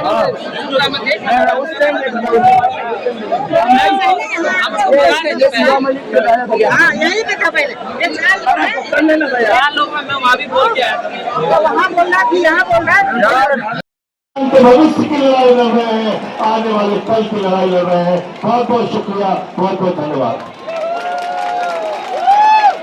नौजवानों तेरे कंधों पर जगत का भार है। गाओ भाई साथ में। नौजवानों तेरे कंधों पर जगत का भार है। तू नहीं तो जिंदगी का बंद हर बाजार है। नौजवानों तेरे कंधों पर जगत का भार है। नौजवानों तेरे कंधों पर जगत का भार है। बस इन्हीं लाइनों के साथ अपनी बात खत्म करूंगा और अभी जो दूसरे साथी हैं उनसे भी अरविंद जी लेकर कोई पूछने तक नहीं आया कि आप साहब अनशन पर बैठे हुए, भूख हड़ताल पर बैठे हुए हैं, आपका वजन कम हो रहा है, आपका शुगर लेवल कम हो रहा है, आप बीमार हो रहे हैं, आप अनशन तोड़ दीजिए। ये बेशरम बेरहम पत्थर दिल सरकार है। मैं कहना चाहूंगी अहंकार तो बड़े बड़े तानाशाहों का नहीं चला, रावण का नहीं चला तो मोदी जी क्या। वो तो कोई आ ही नहीं रहा है, वो कह रहे हैं कि टीचर लेकर करेंगे उसके निकल अगला फिर शिक्षा मंत्री। देखिए मैं तो कहूंगी सोनम वांगचुक जी को ही शिक्षा मंत्री, अगला शिक्षा मंत्री बना देना चाहिए, क्योंकि इनसे अच्छा शिक्षा के बारे में कोई नहीं सोच सकता। लद्दाख के अंदर शिक्षा क्रांति की नींव रखने वाला अगर कोई था तो सोनम वांगचुक जी थे। उन्होंने संघर्ष किया, देश में छात्रों के लिए संघर्ष कर रहे हैं। आज लाखों लाख युवा का भविष्य अंधकार में चला गया है। चाहे वो सीबीएसई हो, एसएससी हो, यूपीएससी हो, नीट हो, कोई भी पेपर होता है वो लीक हो जाता है। तो डाइपर सरकार चल रही है। ये सरकार निकम्मी है और ये सरकार हम सब मिल करके जवाब मांगते हैं कि आखिर धर्मेंद्र प्रधान जी इस्तीफा कर देंगे। ये पेपर लीक की सरकार चल रही है, चंदा चोरों की सरकार चल रही है, हम इनसे इस्तीफा दिलवा के रहेंगे।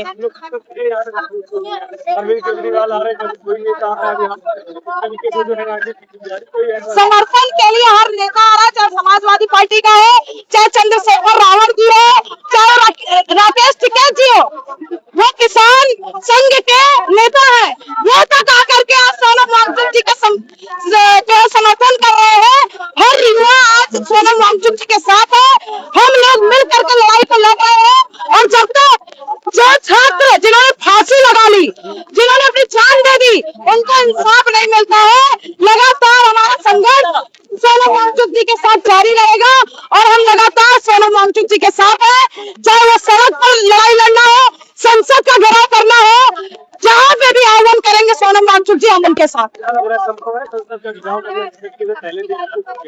बिल्कुल क्यों नहीं संभव है।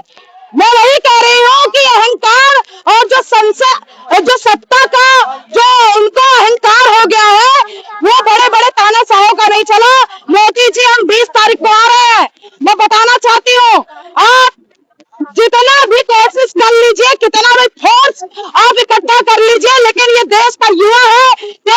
पत्र है, हम जवाब लेकर रहेंगे। आखिर धर्मेंद्र प्रधान इस्तीफा कब का सीना मैं नहीं मानती किसी आदमी का हो सकता है, मैं नहीं मानती। कोई मानता है कि 56 इंच का सीना किसी आदमी का हो सकता है? इसलिए मैं कह रही हूँ मोदी जी अपने आप को जानवर बोलना बंद करें। 56 इंच का सीना किसी आदमी का नहीं हो सकता है, ठीक है? तो इसलिए मैं कह रही हूँ कि ये बेशरम बेरहम और जो पत्थर दिल सरकार चल रही है, आज ये घरों में बैठ के मलाई खा रहे हैं। एक बुजुर्ग आदमी यहाँ पे भूख हड़ताल कर रहा है और इनको शर्म नहीं आ रही। हम यही कह रहे हैं कि जल्दी से जल्दी धर्मेंद्र प्रधान जी इस्तीफा दे, नहीं तो वो दिन दूर नहीं है। हम संसद का भी घेराव करेंगे और एक एक नेता से हम जवाब मांग के रहेंगे, क्योंकि सत्ता बल से ज्यादा ताकतवर जनबल होता है। इसलिए मैं सारे युवाओं से भी आह्वान करना चाहूंगी, सारे किसानों, सारे महिलाओं से आह्वान करना चाहूंगी कि 20 जुलाई को सब लोग मिल करके आइए। अपने छात्रों, अपने बच्चों का ये लड़ाई लड़ने का समय है। उनका जो जान गया है, उनके इंसाफ के लिए लड़ाई लड़ने का वक्त है। आइए मिल करके लड़ाई लड़ें। जांच करा रहे हैं, सीबीआई जांच करा रहे हैं, क्यों इतना परेशान है? किस बात की जांच करा रहे हैं आप बताइए? पिछली बार नीट का जो एग्जाम हुआ था, उसके पेपर लीक हुए थे, जो गिरफ्तारी हुई थी, उनको छोड़ दिया गया। उनको छोड़ दिया गया। जो लोग गिरफ्तार हुए थे उनको छोड़ दिया गया। तो ये सबको पता है, जग जाहिर हो चुका है कि मोदी सरकार का पूरा पूरा हाथ है, धर्मेंद्र प्रधान जी का पूरा पूरा हाथ है। ये लोग मिल करके पेपर लीक करवाते हैं।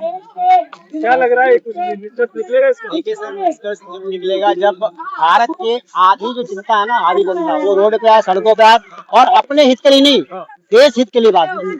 ये देश ने एक ऐसे नेता के हाथ में जा रहा है जो आने वाले फ्यूचर में इन यूथ का जो है ना, कोई भी यूथ नहीं होगा, ये यूथ को बोलने भी नहीं दिया जाएगा, ये यूथ को अपनी उनको हक भी मानने दिया जाएगा। आज मैं कहता हूँ सोनम वांगचुक के जैसे लोग आप ये आज ये किसके लिए कर रहे हैं? आपके लिए, मेरे लिए, अपने लिए नहीं कर रहे हैं, ये आज देश की जनता के लिए कर रहे हैं। और देश की जनता को सोचना चाहिए, आंखें खोलनी चाहिए कि हमारा देश किस जगह पे जा रहा है, किसके हाथ में जा रहा है। ये देश जो है ना, ये आप लोग का देश है, ये ना तो नरेंद्र मोदी का देश है, ना ये तो RSS का देश है, ना तो किसी का देश है। ये देश किसी पार्टी का नहीं है, और पार्टी आएगी जाएगी रहेगी, लेकिन ये देश के लोग रहेंगे, आपके बच्चे परिवार रहेंगे। तो आप अपने देश के बारे में सोचो, अपने भविष्य के बारे में सोचो। RSS का क्या सर उसी का देश है ये देश, RSS का और सावरकर का देश बन रहा है। ये मोदी का, गांधी जी का देश नहीं बन रहा है, ये सावरकर का RSS का देश बन रहा है। ये गांधी का देश नहीं बन रहा, ये गोडसे का देश बन रहा है। अगर आप चाहते हो कि गोडसे का देश नहीं बनाना है, ये RSS का देश नहीं बनाना है, सावरकर का देश नहीं बनाना, गांधी का देश चाहिए, तो आप लोगों को रोड पे उतरना पड़ेगा। हर एक युवा को अपने लिए, अपने देश के लिए लड़ना पड़ेगा। ये ऐसे जो तानाशाह सरकार है, इसका कुछ नहीं हो सकता है, क्योंकि मोदी जी इतने सत्ता के नशे में चूर है कि उनको लगता है कि ईवीएम तो हमारे हाथ में, हम जब मर्जी बटन दबाएंगे और वोट हमें मिल जाएगा। क्योंकि आपने अभी भी देखा होगा, हर जगह लहर किसी की होती है, किसी की मोदी जी जाते। आप वोट देते नहीं, हम वोट देते। जिससे पूछो कि हमने मोदी को वोट नहीं दिया, तो वोट पड़ कैसे रहा है? लाखों के ऊपर चल के सत्ता बनाई है, पार्टी बनाई है। आपको क्या लगता है हमको, आपके जो किसी को मरने पे, किसी को आत्महत्या करने को फर्क पड़ने वाला है? बिल्कुल नहीं फर्क पड़ेगा। तरीके से बैठे हर बार सरकार खुलेगी। सरकार सुनी तो नहीं, हमको चाहते हैं कि भाजपा के मंत्री आए और एक बार उनसे बात तो करें। क्या अंग्रेजों से भी ज्यादा क्रूर सरकार भाजपा की हो गई है? गांधी जी जब बैठे थे अनशन पे, तब अंग्रेज सरकार भी झुकी थी, लेकिन ये भाजपा सरकार इतनी सत्ता के नशे में चूर है कि इनका कोई व्यक्ति मर जाए कोई फर्क नहीं पड़ता है। सोनम वांगचुक जी अपने लिए नहीं बैठे, ये देश के भविष्य के लिए बैठे, युवाओं के लिए बैठे। लेकिन मोदी जी बस वो विदेश यात्रा कर रहे हैं, उनको विदेश यात्रा से मतलब है। इंडिया में, भारत में क्या चल रहा है उनसे कोई मतलब नहीं। कितने घोटाले हो रहे, चंदा चोरी हो रही, कोई मतलब नहीं है। बस वो विदेश यात्रा घूम रहे हैं। जांच करा रहे हैं, जांच किससे करा रहे? CBI आपकी, ED आपकी, किससे जांच करा रहे हो आप? कराओ ना, सब तो आपकी, सारी संस्था तो आपकी है, किससे जांच करा रहे हो आप? और जांच क्या कराना है? आपके ऐसा तो है नहीं कि विपक्ष में आप बैठे हो कि जो बहुत लंबा टाइम लग रहा है, आप तुरंत जांच कराओ, इस्तीफा दिलाओ। क्यों नहीं दिला रहे इस्तीफा आप धर्मेंद्र प्रधान जी से? लगातार लोग आ रहे कह रहे राजनीति भी हो रही है यहाँ पर। राजनीति क्या हो रही है? आपको यहाँ पे कौन राजनीति वाला दिख रहा है? यहाँ पे देश के युवा दिख रहे हैं। सारे जो विपक्षी दल आए भी हैं वो किसी राजनीति के तहत नहीं आए हैं, वो युवाओं के लिए आए हैं, आपके लिए आए, हमारे लिए, हमारे बच्चों के भविष्य के लिए आए हैं। 18 दिन से सोनम वांगचुक जी अनशन पे बैठे हैं, लेकिन ये मूक बधिर भाजपा सरकार, इनको कोई मतलब नहीं है, वो जिंदा रहे चाहे मर जाए, देश के भविष्य से इन्हें कोई मतलब नहीं है। क्या नाम है आपका? मेरा नाम अजय यादव, मैं सहरसा बिहार से हूँ। बिहार से आए हैं? जी जी। किस चीज के लिए आए हैं आप? क्या हो रहा है? देखिए, सोनम वांगचुक जी जो धरना प्रदर्शन पर बैठे हुए हैं, ये बहुत बड़ी क्रांति लाने वाले हैं। क्योंकि आइंदा पेपर लीक होता है, नीट पेपर लीक होता है। नीट पेपर जब लीक होता है तो जो प्रतिभावान लड़का है, जो मेहनत करता है, दिन रात पढ़ाई करता है, एक सीओ पे सफल इंजीनियर डॉक्टर बनना चाहता है, उनका भविष्य बकवास है। बीजेपी की सरकार झूठी, निकम्मी, मरदार और तानाशाही सरकार है। मैं खुद भी आंदोलनकारी हूँ, मैं खुद भी समाज सेवी हूँ, लेकिन इस सरकार के जैसा निकम्मा मैंने देखा। भगत सिंह के टाइम अंग्रेज भी पिघल गए थे महात्मा गांधी का आंदोलन करने से, लेकिन ये नहीं पिघल रही है। इन लोगों से पूछा जाए कि ये क्या चाहती है हम आम जन से? ये मरवा के मानेगी हम लोगों को, हम युवाओं को मरवा के मानेगी, या हमारे बच्चों का भविष्य खराब करा के मानेगी?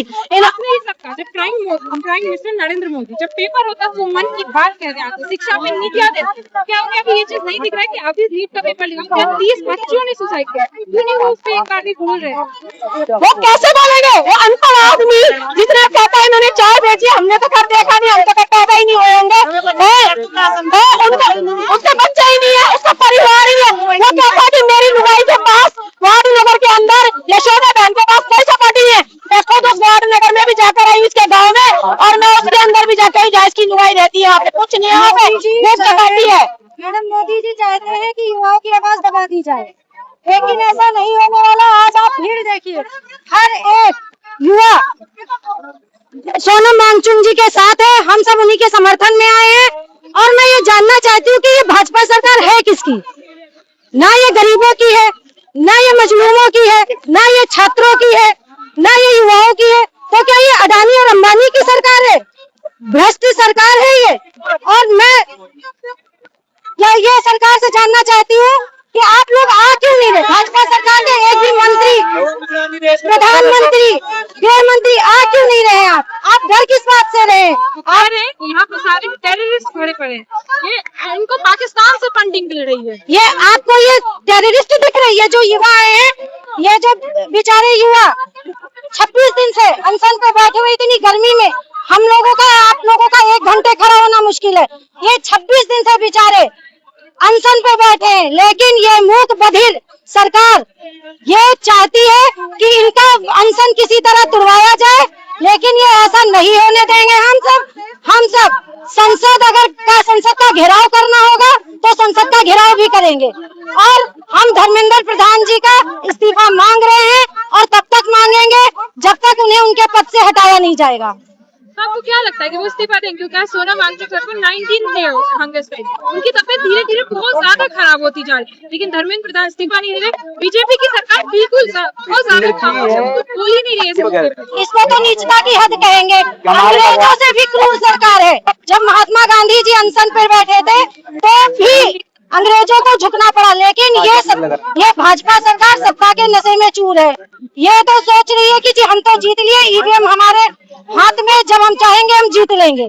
लेकिन इन्हें ये नहीं पता कि युवाओं की शक्ति का, कि युवा जब सड़क पे उतर आएगा ना तो अच्छी की सरकार गिरा देते हैं। तो ये तो भाजपा सरकार है, इस भ्रम में ना जिए भाजपा सरकार।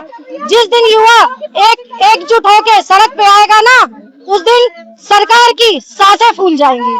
कह रही है हाईकोर्ट से अभी आया है कि सोनम वांगचुक सर को खाना खिलाया जाए, पानी पिलाया जाए, क्योंकि उनकी तबीयत खराब होती जा रही है। आपको क्या लगता है कि सोनम सर खाएंगे? हाईकोर्ट से जो ये नोटिस आया उसमें क्या भाजपा सरकार से कोई मंत्री, प्रधानमंत्री और गृह मंत्री क्यों नहीं आते? एक बार आके बात तो कर सकते हैं, बात तो करना चाहिए ना। अगर हम शांति से अपना धरना प्रदर्शन कर रहे हैं तो एक बार आप आके संवाद कीजिए, बात कीजिए। हम अगर तोड़ फोड़ कर रहे हैं, हिंसा कर रहे हैं, तो आप हमें उठा के जेल में डालिए, लेकिन हम तो शांति से धरना प्रदर्शन कर रहे हैं, तो आप आके क्यों नहीं बात करते हैं हमसे? ये तो तानाशाही सरकार है। ये प्रधानमंत्री जी यहाँ पे युवाओं को ऐसे धरने पे छोड़ के चले गए हैं, विदेश की यात्रा कर रहे हैं। हमारे स्टार्ट हुआ था जब सीजीआई बनी थी, तब वो मेलोडी वाला केस आपने सुना होगा, बहुत ज्यादा हो रहा है। तो मोदी जी आज भी मेलोडी टॉफी खाने और खिलाने गए हैं। मोदी जी सिर्फ विदेश यात्रा पे हैं, उनको भारत के, इंडिया के किसी भी कोई भी दिक्कत है, परेशानी, उससे कोई मतलब नहीं है। मोदी जी को तो बस विदेश यात्रा करना है। आपको लगता है कि मोदी जी अब इन सब मुद्दों पर काम नहीं करते? आपको लगता है कि मोदी जी अब इन सब मुद्दों पर काम नहीं करें? क्योंकि अभी सारी अपोजिशन पार्टी आ चुकी है, सारी। लेकिन अब राहुल गांधी पर क्या बोलना चाहेंगे? राहुल गांधी अभी तक एक पार्टी के, अगर वो कहते हैं कि नेक्स्ट प्राइम मिनिस्टर मुझे बनना, अब यही चुनाव की बात होती है तो राहुल गांधी भी सामने आते हैं, लेकिन अब वो इस मुद्दे पर क्यों नहीं बोल रहे हैं? मैं तो कहती हूँ सभी पार्टियों, सभी विपक्षी पार्टियों को एकजुट होके जनता की आवाज को उठाना चाहिए, युवाओं की आवाज उठाना चाहिए, क्योंकि पेपर लीक बहुत बड़ा मुद्दा है। ये बच्चों का भविष्य खराब कर रहे हैं। जो ये भाजपा सरकार है बच्चों का भविष्य खराब करने के लिए आई, क्योंकि खुद तो प्रधानमंत्री जी अनपढ़ है, तो वो क्या जाने की शिक्षा क्या होती है। ठीक है, थैंक यू। राजस्थान में 20 करोड़ का घोटाला हुआ है, मरी हुई गायों को जिंदा दिखा करके चारा खा गए ये। स्मार्ट सिटी इन्होंने कोई नहीं छोड़ा। उनका कहां स्मार्ट सिटी भूल जाओ, 2 करोड़ नौकरी पद भूल जाओ, बच्चियों की रक्षा भूल जाओ। पता क्या कहते हैं?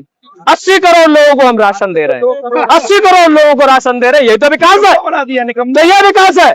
आज देश में हर दिन 5 से 7 स्कूल बंद हो रहे हैं। इंजीनियरिंग कॉलेज 58 पिछले 1 हफ्ते में देश में बंद कर दिए गए हैं। क्या हो रहा है? उत्तर प्रदेश, मध्य प्रदेश में जो है बेसिक शिक्षा के जो प्राथमिक विद्यालय थे गाँव खुले बंद हुए। और हो क्या रहा है? बाबा जी कहते हैं, बाबा जी बहुत बड़े ज्ञान की बातें करते हैं। बाबा जी ने तो उत्तर प्रदेश को बीफ एक्सपोर्ट में, उत्तर प्रदेश को अकेले बीफ एक्सपोर्ट में जो अब दुनिया भर में दूसरे नंबर पर पहुंचा दिया, उसमें हिंदुस्तान का जरा सा शेयर होगा अदर राज्य का। तो ये बोलोगे स्मृति ईरानी की बेटी गोवा में रेस्टोरेंट चलाती है, क्या बीफ नहीं खिलाई जाती? आसाम में ये निकम्मे बीफ खाते। और वो जो एक हिमाचल वाला अनुराग ठाकुर, वो तो मटन खा रहा था ना, मंगलवार को ही खा रहा था ना, याद होगा ना, मैं याद दिला देता हूँ बजरंगबली वाले दिन। और ये क्या कहते हैं कि दिखा करके धर्म को, हमारे को नष्ट करते हैं। विपक्ष वाले मटन खाते हैं। और हेमंत विश्व शर्मा क्या कह रहा था? दीदी मैं तुमसे 1 किलो ज्यादा मटन खाऊंगा। अरे मैं तो ये कहता हूँ चुनावों के लिए कई इंसानों को न खाने लगे। एप्स्टीन फाइल में तो दबका चुपकी खा के आए, लेकिन इनका बस चले तो ओपनली इंसानों को खा जाएंगे। और वही तो कर रहे हैं। 750 किसानों को खा गए, अन्नदाताओं को। इनको ये लग रहा है कि 22 छात्र मरे, कोई फर्क नहीं पड़ता। लेकिन मैं इन्हें चेताना चाहता हूँ, मोदी जी आपके पास अभी भी वक्त है 20 तारीख तक। या तो निकम्मे शिक्षा मंत्री को हटाइए और इसको जेल के पीछे भेजिए, एनटीए को बैन कीजिए। एनटीए का डीजी कौन है उसकी बात कीजिए, उसकी क्या जिम्मेदारी थी? एग्जाम लीक नहीं हुआ है, एग्जाम लीक नहीं हुआ है। मैं क्लियर कर देना चाहता हूँ, ये बहुत बड़ा धंधा है और इस धंधे से मिल रहा चंदा है और इस चंदे से पार्टियां तोड़ी जा रही हैं। बहुत लंबी कहानी है। मंदिर से भी जो पैसा आ रहा है, वैष्णो देवी से जो 20 टन जो है जो पहुंच गई चांदी नकली 550 करोड़, सांसद, एमएलए, एमपी सरकारें तोड़ी जा रही हैं। यहाँ जा रहा है, कहाँ जा रहा है? इसको नहीं दिख रहा है। अदानी का कोटा पूरा किया जा रहा है और शरद पवार ट्रंप बैठ करके अमेरिका में उनको ब्लैकमेल कर रहा है। एप्स्टीन फाइल खोले बैठा है, बेटा भेज दे पैसा नहीं तो तेरी फाइल खोल दूंगा और फिर इस देश वाले तेरा झोला खोल देंगे। शरद पवार की तो भाजपाइयों से कहना चाहता हूँ, किसी पढ़े लिखे व्यक्ति को अपने में से चुनिए अपने दल का नेता। बिल्कुल इस दुष्ट को हटाइए, इन दोनों दुष्टों को हटाइए और कम से कम भाजपा वालों अपने आदरणीय नेता अटल बिहारी वाजपेयी जी के शब्दों का कुछ तो सम्मान रखो, कुछ तो उनकी नीतियों पर चलो, हमारे लिए नहीं। लेकिन वो इतने महान नेता थे, बीजेपी के थे, लेकिन वो भाजपा अलग थी। बहुत बड़े नेता, वो कवि थे, विनम्र थे, कभी नफरत की बात नहीं करते थे। सरकार उनकी गिरी थी, वो भी खरीद सकते थे, लेकिन इन निकम्मों ने तो हद कर दी है। पार्टियां तोड़े जा रहे, लोकतंत्र तोड़े जा रहे। और जिस संविधान ने इनको हिम्मत दी है, जिस संविधान ने पद दिया है, देवेंद्र फडणवीस पता है क्या कहता है? कहता है कि जिनकी औकात कुत्तों से बात करने की नहीं, वो भाड़े के टट्टू हमसे सवाल करते। तो सवाल उसको चिढ़ किस बात की है? अभी मैं न्यूज देख रहा था, 1 हफ्ता नहीं हुआ, लाडली बहन योजना में इस निकम्मे ने 3541 करोड़ रुपए का घोटाला कर लिया। सवाल नहीं करेगी जनता क्या? दिन रात हम सब जो है, दिन रात हम टैक्स दे रहे, सवाल नहीं करेगा। तो इनको सवाल लेने से दिक्कत है। आप सवाल करेंगे, आपको देशद्रोही साबित कर दिया जाएगा। अगर जवान इस देश का सवाल करेगा तो सेना से निकाल दिया जाएगा। बाबा का बुलडोजर इतना बेलगाम हो गया है। आईटीबीपी का एक जवान अमरनाथ में हमारी रक्षा के लिए खड़ा है, कौशाम्बी जिले उत्तर प्रदेश से आता है, उसके घर पर बुलडोजर भेज दिया। भांग पी करके बाबा आदित्यनाथ योगी सरकार चला रहे हैं। बिल्कुल, क्योंकि शराब के ठेके के में राइट और लेफ्ट में भांग के ठेके भी खोल दिए। पिछली जो भी सरकार थी, जिस किसी की नाम नहीं लेना चाहूंगा, कम से कम सरकारी शराब के ठेके थे। बाबा जी ने तो अब हर गली मोहल्ले में भांग भी दे दी कि भांग पियो, शराब पियो, नशे में रहो, स्कूल में तबाह कर दूंगा। ठेका खुल गया और गोबर भक्त और अंधभक्त पैदा करने में लगे हुए। तो मैं अंधभक्तों को भी बता देना चाहता हूँ, जैसे जैसे टेक्नोलॉजी बढ़ेगी तुम्हारी संतानें भी तुम्हारी तरह गोबर भक्त नहीं होगी, लेकिन तुम में वो जूते मारेंगी, डंडे मारेंगी, घर से निकाल देंगी। इसलिए तुम्हें अपनी इज्जत बचानी है तो ये मोदी नाम का जो चश्मा चढ़ा है उसको हटाइए और गोबर खाना बंद कीजिए और इन दुष्ट नालायकों को भगाइए इस देश से, सत्ता से उखाड़िए। ये आपकी भी लड़ाई है। सोनम वांगचुक जी भाजपाइयों के लिए भी लड़ाई लड़ रहे हैं, बताइए के लिए इनके बच्चों की लड़ाई नहीं लड़ रहे क्या? क्या सबको वो सुविधाएं मिल जाती है? क्या सबके बच्चे भाजपाई नेताओं की तरह विदेश में शिक्षा प्राप्त कर सकते हैं? क्या बिना चुनाव लड़े हुए एक स्वास्थ्य मंत्री जिसका खुद का स्वास्थ्य लड़खड़ा रहा है वो कभी भी गिर सकता है, वो बिहार का स्वास्थ्य मंत्री है? मजाक चल रहा है इस देश में। स्टेटमेंट भी तो गलत, कोई पढ़ा लिखा लड़का नहीं है क्या? इतने सारे हमारे देश में शिक्षित बच्चे हैं, उनको बनाइए नेता, उनको अच्छा एडमिनिस्ट्रेटर बनाइए। इन निकम्मों से जिन पर चला नहीं जा रहा, जो भांग के नशे में चूर हैं, वो हमारे नेता बनेंगे, वो हमारे लिए नियम बनाएंगे। और इसलिए मैं उन माता पिताओं से भी कहना चाहता हूं कि जो लोग ये कहते हैं कि राजनीति से हमारा युवा दूर रहे, मेरे भी घर वाले कहते हैं, लेकिन राजनीति अगर आपकी हवा, आपका पानी, आपका जीना, आपका धर्म, आपके कपड़े, आपका खाना तय करती है तो राजनीति बुरी चीज नहीं है। राजनीति में दुष्ट बैठे हैं, आतंकवादी बैठे हैं, देशद्रोही बैठे हैं, निकम्मे बैठे हैं, इनको उखाड़िए और पढ़े लिखे लोगों को लाइए, पढ़े लिखे लोगों को चुनिए और ग्राम प्रधान से बदलाव कीजिए। धर्मेंद्र प्रधान से तो बदलाव कीजिए ही। गांव में जब प्रधान का चुनाव आता है, सरपंच का, तो आप 500 रुपए में जो बिक जाते हैं, 5 साल रोते हैं। बंद कीजिए नौटंकी, बंद कीजिए लूटपाट। बिल्कुल अच्छे लोगों को लाइए। हमारे पास पढ़े जो युवा हैं, उनका एक विजन है, उनके साथ उनको जिम्मेदारी दीजिए। अरे इन चोर चक्कों को जिम्मेदारी दोगे जो मानव है ही नहीं, जा रहे हो यहाँ, जो दानव है, दानव और दानव ही तो है जो भगवान के घर में लूट मचाए हुए हैं। तो आपके माध्यम से अंत में एक बार फिर से मैं अपील करना चाहूंगा कि घर पर मत बैठिए, शांत मत बैठिए, फिर बहुत देर हो जाएगी, फिर आपको शायद मौका सदियों में मिले। दिल्ली आइए, अपने लिए लड़िए, अपना भाग्य लड़िए, अपने कलम से अपना भाग्य तय कीजिए। बहुत बढ़िया, बिल्कुल, बहुत बहुत धन्यवाद, बहुत बढ़िया।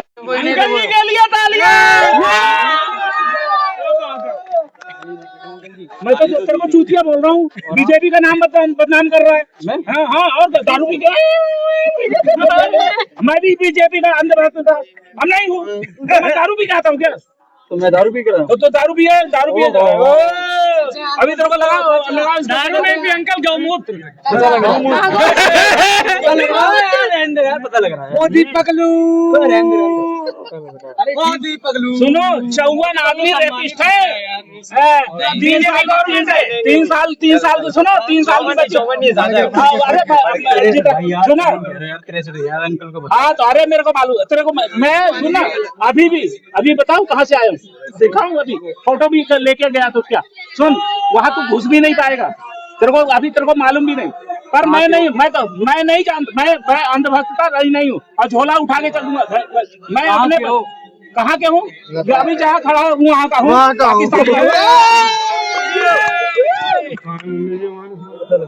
पता क्या तू क्या करेगा, पता लग जाएगा। गोली मार देगा, कर रहा है यार, मैं तो गोली मारने की बात ही नहीं कर रहा।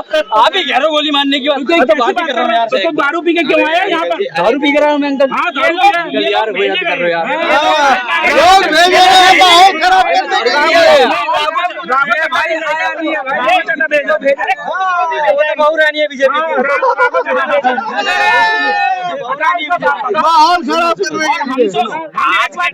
आज के टाइम पे ना सबसे बड़ा पता है, आज के टाइम पे प्रमोटर क्या है? ईडी आपकी, इनकम टैक्स आपकी। बीजेपी के तो मैंने सपोर्टर बोला नहीं है, मैं आपको किसी नहीं अभी बोला तूने भाई, बोला मैं बीजेपी का सपोर्टर। बात सुनो, बोला आपकी, इनकम टैक्स आपकी, सारे डिपार्टमेंट आपके। नहीं बीजेपी का हूँ, ये बात बोल। अगर ना भैया राघव चड्ढा नहीं झुकता ना, यही मैंने बोल दी, इनकम टैक्स, सेल टैक्स, ठीक है, कैमरे तो सारे डिपार्टमेंट एक साथ घुस जाते हैं उसके घर। एक तो मजबूरी है बेचारे को जाना पड़ा। अरे मेरा धन बचा, अगर मेरा जेब मुझे बचाना है तो मैं तो आपका दामन पकड़ूंगा ना मालिक। मैं तो ये है। और रही बात इस प्रोटेस्ट की, तो मैं तो ऊपर वाले से यही दुआ करूंगा अब कि ऐसे इनको लोग कुछ होना, ज्यादा बढ़ेंगे। ठीक है। ऐसे लोग साल 2018 के टाइम पे, ठीक है, साल 2018 के टाइम पे जीडी अग्रवाल, छोड़े आएगी। जीडी अग्रवाल एक प्रोफेसर थे, लंदन के थे, लंदन से पढ़े लिखे थे, अंदर रुकने भी नहीं आंदोलन के लिए 120 दिन उन्होंने प्रोटेस्ट किया था, 120 दिन, मेरे भैया ठीक है। एक बात बताओ, 120 दिन प्रोटेस्ट किया था गंगा आंदोलन के लिए, वो मर के चले गए, कुछ नहीं बिगड़ा। और कल के डेट में अगर सोनम वांगचुक जी को कुछ होगा नहीं होगा, ये तो हमारी दुआ है, सबकी दुआ है, कुछ नहीं होगा। लेकिन अगर इनको कुछ हो गया ना, तो मैं एक चीज और बता रहा हूँ आपको, ठीक है, भारत ना आज के टाइम पे ना, आप लोगों ने हिटलर का नाम सबने सुना होगा। हिटलर तब तक गलत नहीं था जब तक पूरा ना देश बर्बाद नहीं हो गया। भाई इस पर मैं एक बात कहना चाहता हूँ, हिटलर ने जो भी किया गलत सही, लेकिन वो अपने देश से प्यार करता था। प्यार करता था, लेकिन पूरे देश हो गई पूरी बात, पूरे देश को खत्म करके गया हिटलर। वो प्यार करता था, लेकिन ये तो भाई, अरे यार, एक एमएलए पे कितना खर्चा होता है महीने का? एक एमएलए की सैलरी है 35,000 रुपए। बहुत बड़े लेखक ने लिखी थी भाई, 1947 से पहले जितने भी नेता थे, सिर्फ नेता नहीं थे, पैट्रियोटिक भी थे। आजकल के नेता केवल नेता रह गए, पैट्रियोटिज्म उनके अंदर है ही नहीं। That's the basic difference. ठीक है, छोटे मोटे लोग इस्तीफा दे देते, आज के टाइम पे तो ये बोल रहे हैं मैं सब कुछ खा के बेच के खत्म करके चला जाऊँ, कुछ नहीं।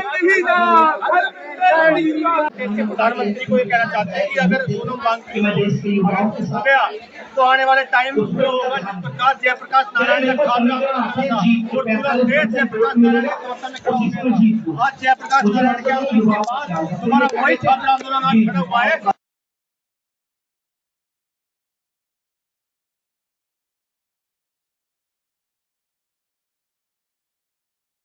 देश के जैन जी ने वो चश्मे उतार फेंका है और दोबारा इस देश का नौजवान अपने शिक्षा के अधिकार को जाना है, शिक्षा के बारे में बात कर रहा है। और इस देश का नौजवानों के साथ इस देश के बुद्धिजीवी वर्ग, इस देश का वैज्ञानिक भी बैठा है। जहाँ वैज्ञानिक और नौजवानों का समन्वय हो जाता है, वहाँ इस देश में आने वाले टाइम में उस समय होगा कि इस देश के जिलों में, इस देश के कलेक्ट्रेटों में पैर रखने की जगह नहीं होगी। चारों तरफ नौजवान होंगे, कहेंगे कि अभी तो धर्मेंद्र प्रधान का इस्तीफा मांग रहे हैं, आने वाला टाइम वो ना हो कि इस देश के प्रधानमंत्री को इस्तीफा देना पड़ जाए, इस देश की सरकार को गिराना पड़ जाए। वो टाइम आने वाला टाइम है। आपने कहा जयप्रकाश नारायण जैसी मूवमेंट दोबारा होगी, उस समय तो जयप्रकाश नारायण थे, आज कौन है जयप्रकाश नारायण? बिजी तिपके। आज इस देश का जयप्रकाश नारायण इस देश का नौजवान है। जो भी नौजवान छत्तीसगढ़, केरला, तमिलनाडु, बिहार, उत्तर प्रदेश और तमाम राज्यों से निकल कर आ रहा है अपने हक अधिकारों के लिए, वो प्रत्येक नौजवान जयप्रकाश नारायण है। ये आंदोलन कोई एक किसी एकमात्र व्यक्ति का नहीं, तमाम छात्रों का आंदोलन है। पहला आंदोलन मैं ऐसा देख रहा हूँ जो किसी एक व्यक्ति विशेष के नेतृत्व में न होकर तमाम छात्र ये समझ कर चला रहे हैं कि पूरे लीडर, इस पूरे मूवमेंट को, पूरे आंदोलन को मैं चला रहा हूँ। सब लोगों के अंदर ये भावना है कि मेरा आंदोलन है। और जो लोग, हाँ मेरे अंदर है, और जो लोग यहाँ नहीं आ पा रहे वो लोग सोशल मीडिया से अपने अपने जिलों में विज्ञापनों के माध्यम से, डीएम जिलाधिकारी के माध्यम से मांग कर रहे हैं। बहुत शुक्रिया सर, बहुत शुक्रिया। बाकी कहाँ लग रहा है आपको यहाँ पे वो होता हुआ लग रहा है? पीसफुली लोग बैठे हुए 18 दिन से सोनम सर अपनी तबियत खराब कर रहे हैं, 8.5 किलो वजन गिरा चुके हैं, बैठे हुए यहाँ पे। कंपेयर चाहे कहीं भी करते रहे, आपको साइड ट्रैक करना है अगर किसी भी चीज को, तो आप उसको अलग अलग चीजों से कंपेयर करते हैं। आप बोलेंगे नेपाल हो रहा है, आप बोलेंगे उमर खालिद के बारे में बात हो रही है, आप बोलेंगे टुकड़े टुकड़े गैंग है। तो ये नैरेटिव सेट करने का बहुत ट्राई हो रहा है, बट यहाँ पे लोग पीसफुली बैठे हुए हैं। आप पूछेंगे यहाँ पे घूमेंगे, आप नारे लग रहे हैं, लोग बाजा बजा रहे हैं। मैं नुक्कड़ नाटक खुद भी करता था कॉलेज में। राघव चड्ढा क्या कर रहा है मालूम है? वो चड्डी पहन के है, कह रहा है अब अभी देखना आपका मोबाइल का ना, ये जो आप वीडियो दिखा रहे हैं ना, बंद हो जाएगा। मैं बता रहा हूँ, राघव चड्ढा जैसा आदमी, निकलट आदमी है, ऐसा आदमी कि जिसका कुछ लोगों को लेके, और ऐसे लोगों को जो ना हिंदू हैं, ना मुसलमान हैं, ना भारतीय जनता पार्टी के कार्यकर्ता है, कुछ भी नहीं है, ना कांग्रेस के कार्यकर्ता है, वो ये आंदोलन को खराब करने के लिए कई बार घुसे। और आज भी एक लड़की को देखो, उसका कल उसको पता नहीं कैसे कैसे पकड़ के खींच खाच रहे थे, मेरा भी हाथ पकड़ के मेरा मोबाइल तोड़। ये लोग ना, ये देखो, ये राम राम, मैं ये कह रहा हूँ कि देखो वो लोग भी मतलब है, इंसान है। भारत लगता है कि इस्तीफा होगा सर। इस्तीफा क्या, हटाया जाएगा उसको। देखो 5 लोगों को हटाया जाएगा, हरदीप पुरी को हटाया जाएगा, धर्मेंद्र प्रधान को हटाया जाएगा, राजनाथ सिंह को हटाया जाएगा, दो लोग और है, ये मेरे को मालूम नहीं, पर ये 5 लोगों को हटाना पड़ेगा सर। नहीं नहीं हटाएगा सरकार, 6 महीने के अंदर सिमट उत्तर जाएगी। प्रदेश का चुनाव भी करीब है, ऐसे में क्या लगता है कि युवाओं के ऊपर बहुत सारा दारोमदार है। सुनो, योगी अब नहीं आने वाला, ये नोट कर लो, योगी नहीं आने वाला। अब योगी का भी पत्ता साफ होने वाला है। मेडिकल स्टूडेंट हूँ, मेडिकल कॉलेज में हूँ और मैं एक नीट एजुकेटर भी हूँ। ये अंकल सबसे बड़े बीजेपी मैं एक एलिजिबल कैंडिडेट नहीं हूँ किसी भी पॉलिटिकल टिप्पणी देने के, पर मैं इतनी बात कह सकता हूँ आज कि मैं ये रिस्पॉन्सिबिलिटी नहीं ठहराता हूँ इस सरकार की कि इनकी वजह से पेपर लीक हुआ है, पर मैं एटलीस्ट ये मांग करता हूँ कि इस चीज को वो एक्नॉलेज करें कि पेपर लीक हुआ है, बच्चों को नुकसान हुआ है, बच्चे परेशान हुए हैं और 20 बच्चों ने इसकी वजह से आत्महत्या की है और आज के बाद से ये पेपर लीक नहीं होगा। इस चीज को एटलीस्ट एक्नॉलेज तो करें कि हमारे पास 6 महीने बचे हुए हैं, हमको इतने टाइम में ये सिलेबस कंप्लीट करना है, ये लेक्चर से करना है, ये बैकलॉग्स क्लियर करने हैं, हमें ये इतने क्वेश्चन प्रैक्टिस करने हैं, इतने मॉक टेस्ट देने हैं।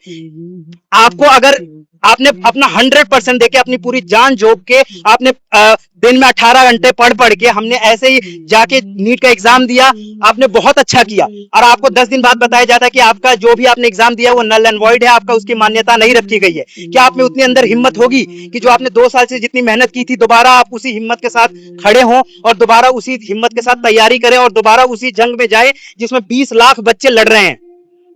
क्या वो हिम्मत रहेगी आप में? तो ऐसे में देखा ये जा रहा है कि देखिए तमाम जितने छात्र हैं उनमें अपना एक आक्रोश है और सबसे बड़ी बात यहाँ आ रही कि जो पुराने बीजेपी समर्थक थे कहीं ना कहीं उनके अंदर भी जो है एक गुस्सा नजर आ रहा है और जो यूपी का चुनाव आने वाला है उसमें भी उन्होंने साफ तौर पे ये बता दिया है कि जो हम या हमारा जो ये जनरेशन है, जो युवा हैं, ये कहीं ना कहीं इसको जो है बड़ा प्रभाव डालेंगे। मेरे सहयोगी दीपक कुमार के साथ। मेरा नाम जीत गुप्ता है, मैं जिला अलीगढ़ का रहने वाला हूं, यूपी से। मुझे 3 राज्यों में प्रताड़ित किया गया, यूपी, एमपी, दिल्ली। ये मामला सुप्रीम कोर्ट के संज्ञान में पहुंच गया, लेकिन सुप्रीम कोर्ट से भी मुझे 15 दिन पहले आश्वासन दिया गया कि हम कार्रवाई कर रहे हैं, लेकिन आज तक कोई कार्रवाई नहीं हुई है। मैं आप सबसे रिक्वेस्ट करना चाहता हूँ कि आप एक बार प्लीज़ सुप्रीम कोर्ट की रिकॉर्डिंग अपने चैनल पर सुना दीजिए।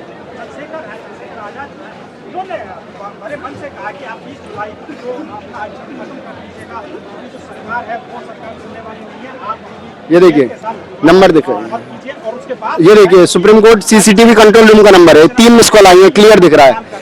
29 या 30 जून को, कब किया? 30 जून की, क्लियर दिख रहा है नंबर, एकदम क्लियर। 3 कॉल आई है सामने से, उसके बाद मैंने कॉल किया। आप रिकॉर्डिंग देखिएगा। हाँ जी, हाँ सर, मेरे साथ एक बहुत बड़ी घटना हुई है। अच्छा जी सर, यूपी में मैं अलीगढ़ का रहने वाला हूँ, मेरा घर प्रॉपर्टी सब कुछ हड़प दी गई। अच्छा जी सर। सर वहाँ उसके बाद क्या बोलते हैं, मैंने चौकी थाने एसएसपी ऑफिस कंप्लेंट करी, सर कोई एक्शन नहीं हुआ वहाँ से। जीत गुप्ता जी बोल रहे हैं क्या? जी सर, मैं जीत गुप्ता बोल रहा हूँ। अच्छा गुप्ता जी, आप लाल टी शर्ट पहन के आए थे क्या उस दिन जब आए थे सुप्रीम कोर्ट में? जी जी जी सर, सुबह 9 बजे के आसपास। जी सर। सर मैं बहुत बड़ी घटना हुई है सर मेरे साथ में। सर ना कोई मीडिया वाला सपोर्ट कर रहा, सर ना मेरे पास फाइनेंशियली सपोर्ट है। सर मैं बहुत ज्यादा घिरा हुआ हूँ सर। स्टेट में मुझे टॉर्चर किया गया है सर, सारी एविडेंस है मेरे पास। अच्छा अच्छा अच्छा, चलो ठीक है, हम कार्रवाई करते हैं। जी सर। सर प्लीज आपका बहुत बहुत शुक्रिया। ठीक ठीक ठीक, प्लीज सर। आप सबके माध्यम से मैं ये कहना चाहूँगा कि आप देख लीजिए, देश के सर्वोच्च न्यायालय में भी जो अनाथ न्याय के लिए 3 राज्यों में भटके, उनके साथ क्या व्यवहार हो रहा है।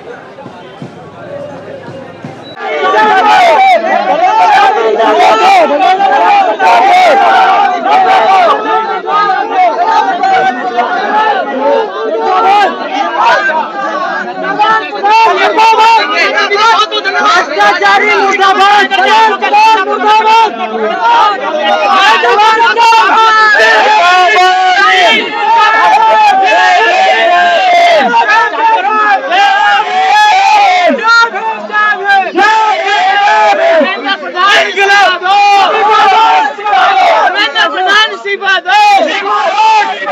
मोदी जी होश में आओ, मोदी जी होश में आओ। प्रधान हाय हाय, प्रधान हाय हाय। मैं सिर्फ आपको ये बताना चाहता हूँ, मीडिया के माध्यम से एक बुनियादी बात करना चाहता हूँ। भाई ने जो बोला है सनातन जगह है और धर्म अपनी जगह है और चोरी जो है अपनी जगह है। चोरी जाएगा सर। ठीक है, बहुत भीड़ हो गया। चलिए, बहुत बहुत धन्यवाद।